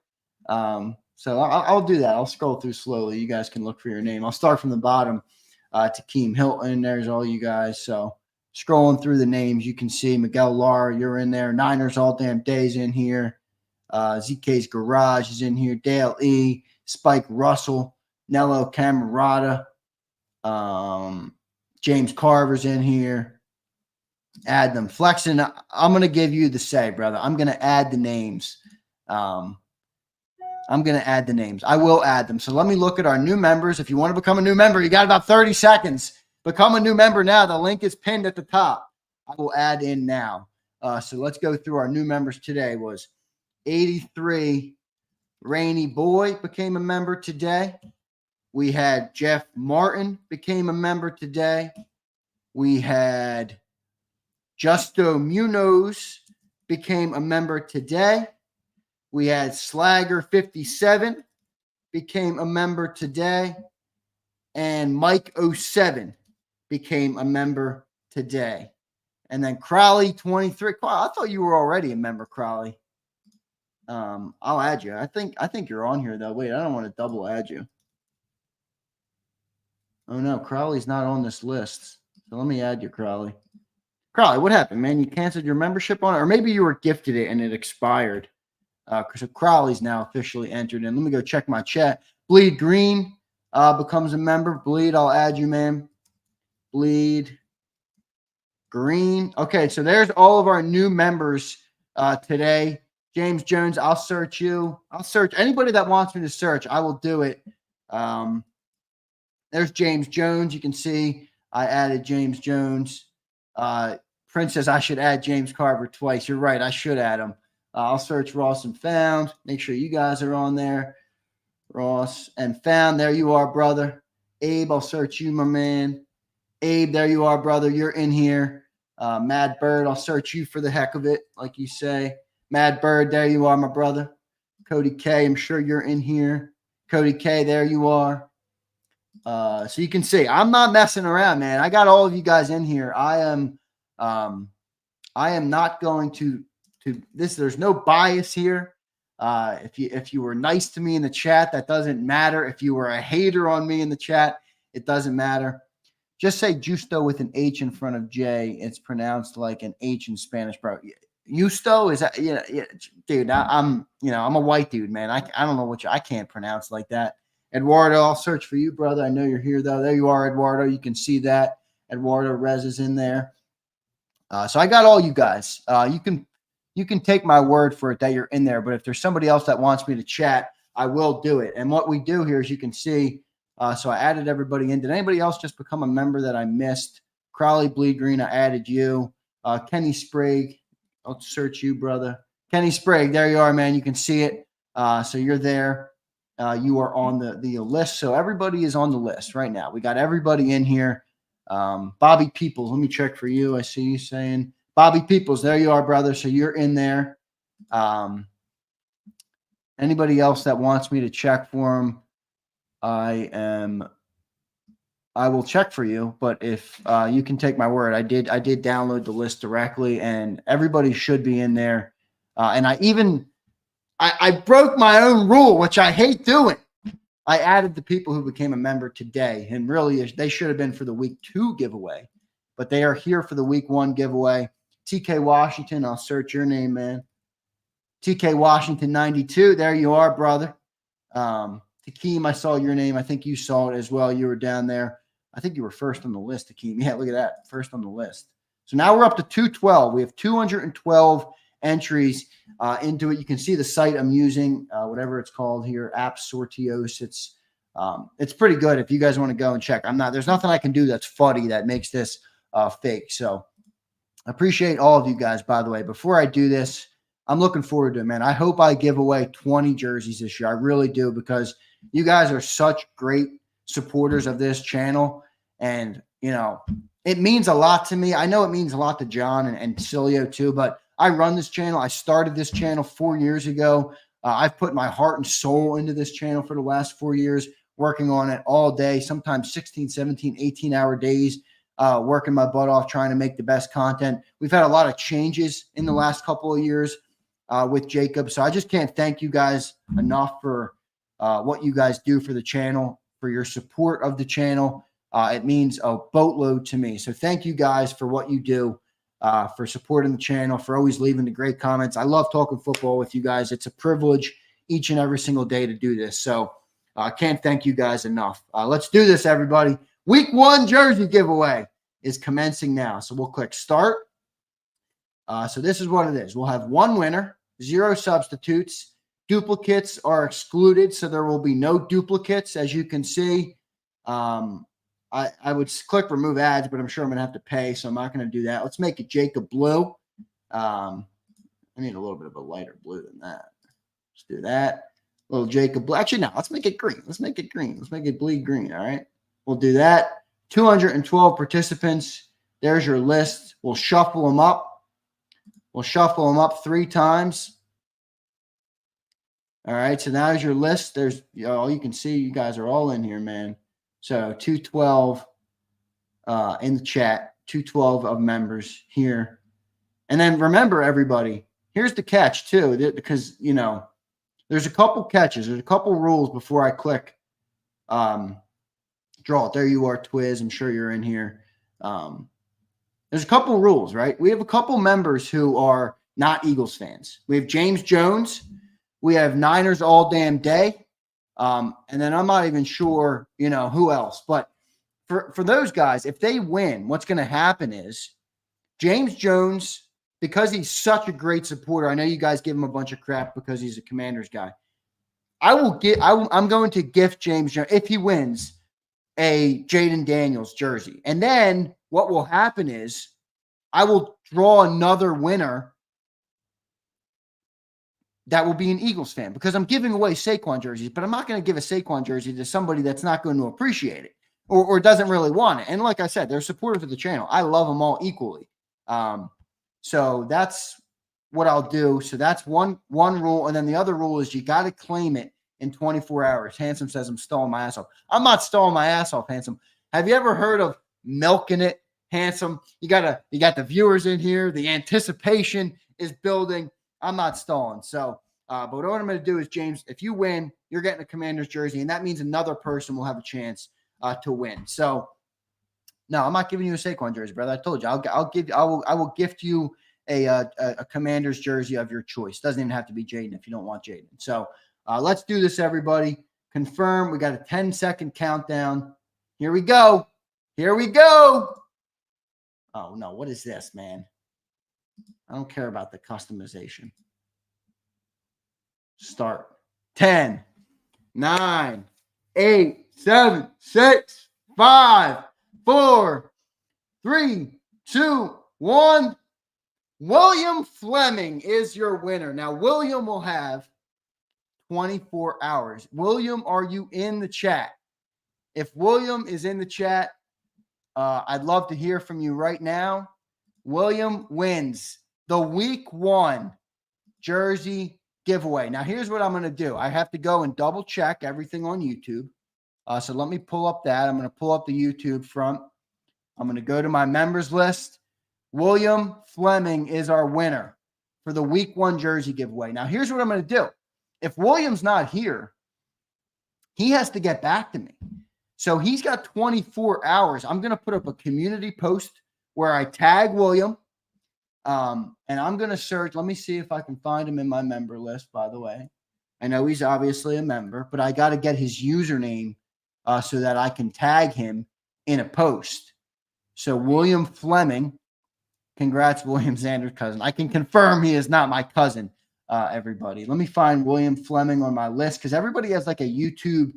You have your name and then you have your @ So I have to find the @ to be able to tag William Fleming. But William Fleming is the winner of the week 1 jersey giveaway. I'm trying to find William now. I don't even see him on my member list, but I got 200 I got to get through. So let me find him. William Fleming, where are you, brother?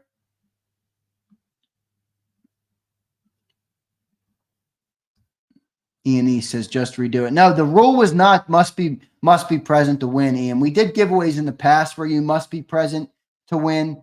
We did not do that with this. All you had to do was become a member. So I'm going to give him 24 hours. But if he doesn't show up in the next 24 hours, if he doesn't email me, if he doesn't reply to one of my YouTube posts, if he doesn't tweet at me, and what he's going to have to do is you have to send a screenshot of you logged into the channel. That's why I need the username. So anybody can email me and say, hey, man, I'm William Fleming.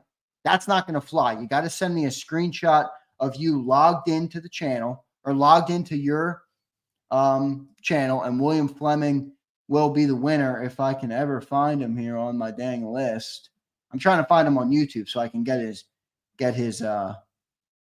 username. But look, we got the first one, week 1. The jersey has been handed out. If he does not claim his prize, there he is. I got him. William Fleming. He's been a member for 2 months. He is at user F. Oh, man, he's got a tough username. William Fleming is not in here. He's got a funny pic. Let me show you guys what he looks like, what the channel looks like. So share screen. Let me do this. Here is William Fleming. There he is. So you can see the username there, user.vrvf. It looks like it's he joined December 9 of 2023. It might even be a fake account for all I know, but there is a person behind the screen. So he's going to have to claim his prize. I don't see William in here. You guys don't see William in here, right?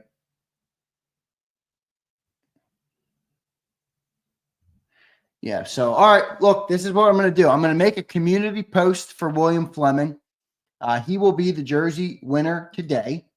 And if he does not join or he does not claim his prize, we will rerun the wheel tomorrow. We will rerun the wheel tomorrow. And you only have 24 hours. I can't give you longer than that. It's a free jersey, and I want everybody to win. So if he doesn't claim it in 24 hours, he will be axed, and we will pick a new winner tomorrow. So let me just bring it up one more time. Here is your winner. It's William Fleming, baby. William Fleming gets the win from the Week 1 jersey giveaway. There he is. I can replace his ass. I can replace his ass if he doesn't claim it. But 2 months of a member. So I'm going to go and make the chats now, the community post. You guys can look for that. William Fleming. Claim your jersey, William. Appreciate all you guys being here, man. Good. A lot of fun today on the show. A lot of fun doing the jersey giveaways. Like I said before I gave it away, I can't thank you all enough. You guys are the heart and soul of JAKIB Sports. Appreciate each and every single one of you, even those who maybe hate me, even those who have a problem with my takes, even those who don't like JAKIB. I don't really care. If you're a member and you support this channel, I can't thank you enough for helping keep us on the air. James Carver, man, you're the best. Thank you, brother. He said, thanks for the fun, Zander. You made it better. Huge thanks. James, thank you, man. We appreciate it very much. All you guys are the absolute best listeners on YouTube. I know some other people out there have more subscribers or who get more views or who do other things on YouTube. It's our community. That's the #1 community on YouTube. So appreciate all of you guys. I'm going to put up the post now. Hopefully William Fleming emails me his login, that he is proof of logged in to William Fleming, and he claims his jersey. So that's it for the Saquon Barkley jersey giveaway, everybody. William Fleming is your winner. Handsome Hustler says he's a troll account. There's still a person behind any troll account, man. I mean, so I hear you. But look, 24 hours from now, if he didn't claim it, I will let you guys know in the morning. Jesse, thanks for becoming a member. I'm sorry you missed this drawing, but you will officially be a member for the next giveaway, and you will be entered in. So I will add you to the list without a doubt. Appreciate all you guys. That's going to do it for today's edition of Birds 365. A little after hours here, 20 minutes of after hours here on Birds 365. Jesse, thanks for becoming a member, man. Thanks all of you guys for your support of the channel. Stay tuned. We'll have the National Football Show at 2 p.m. Looking forward to talking to Cilio today. He had Angelo on yesterday who refused to eat his crow, but he's going to be way wrong about those 5 wins. So appreciate all you guys, man. That's going to do it for today's edition of Birds 365. See you next time, everybody. I appreciate and love each and every single one of you. Catch you tomorrow on Birds 365. You've been listening to Birds 365, the destination for the passionate Eagles football fan who bleeds green. If it's Eagles football, we're talking about it. Debate inside the locker room and guests that are some of the greatest football minds from around the region. We hope you enjoyed the show. We know we had a blast. Make sure to like, comment, and subscribe, and we'll be back soon. But in the meantime, hook up with us on social media at JAKIB Sports. See you next time on Birds 365.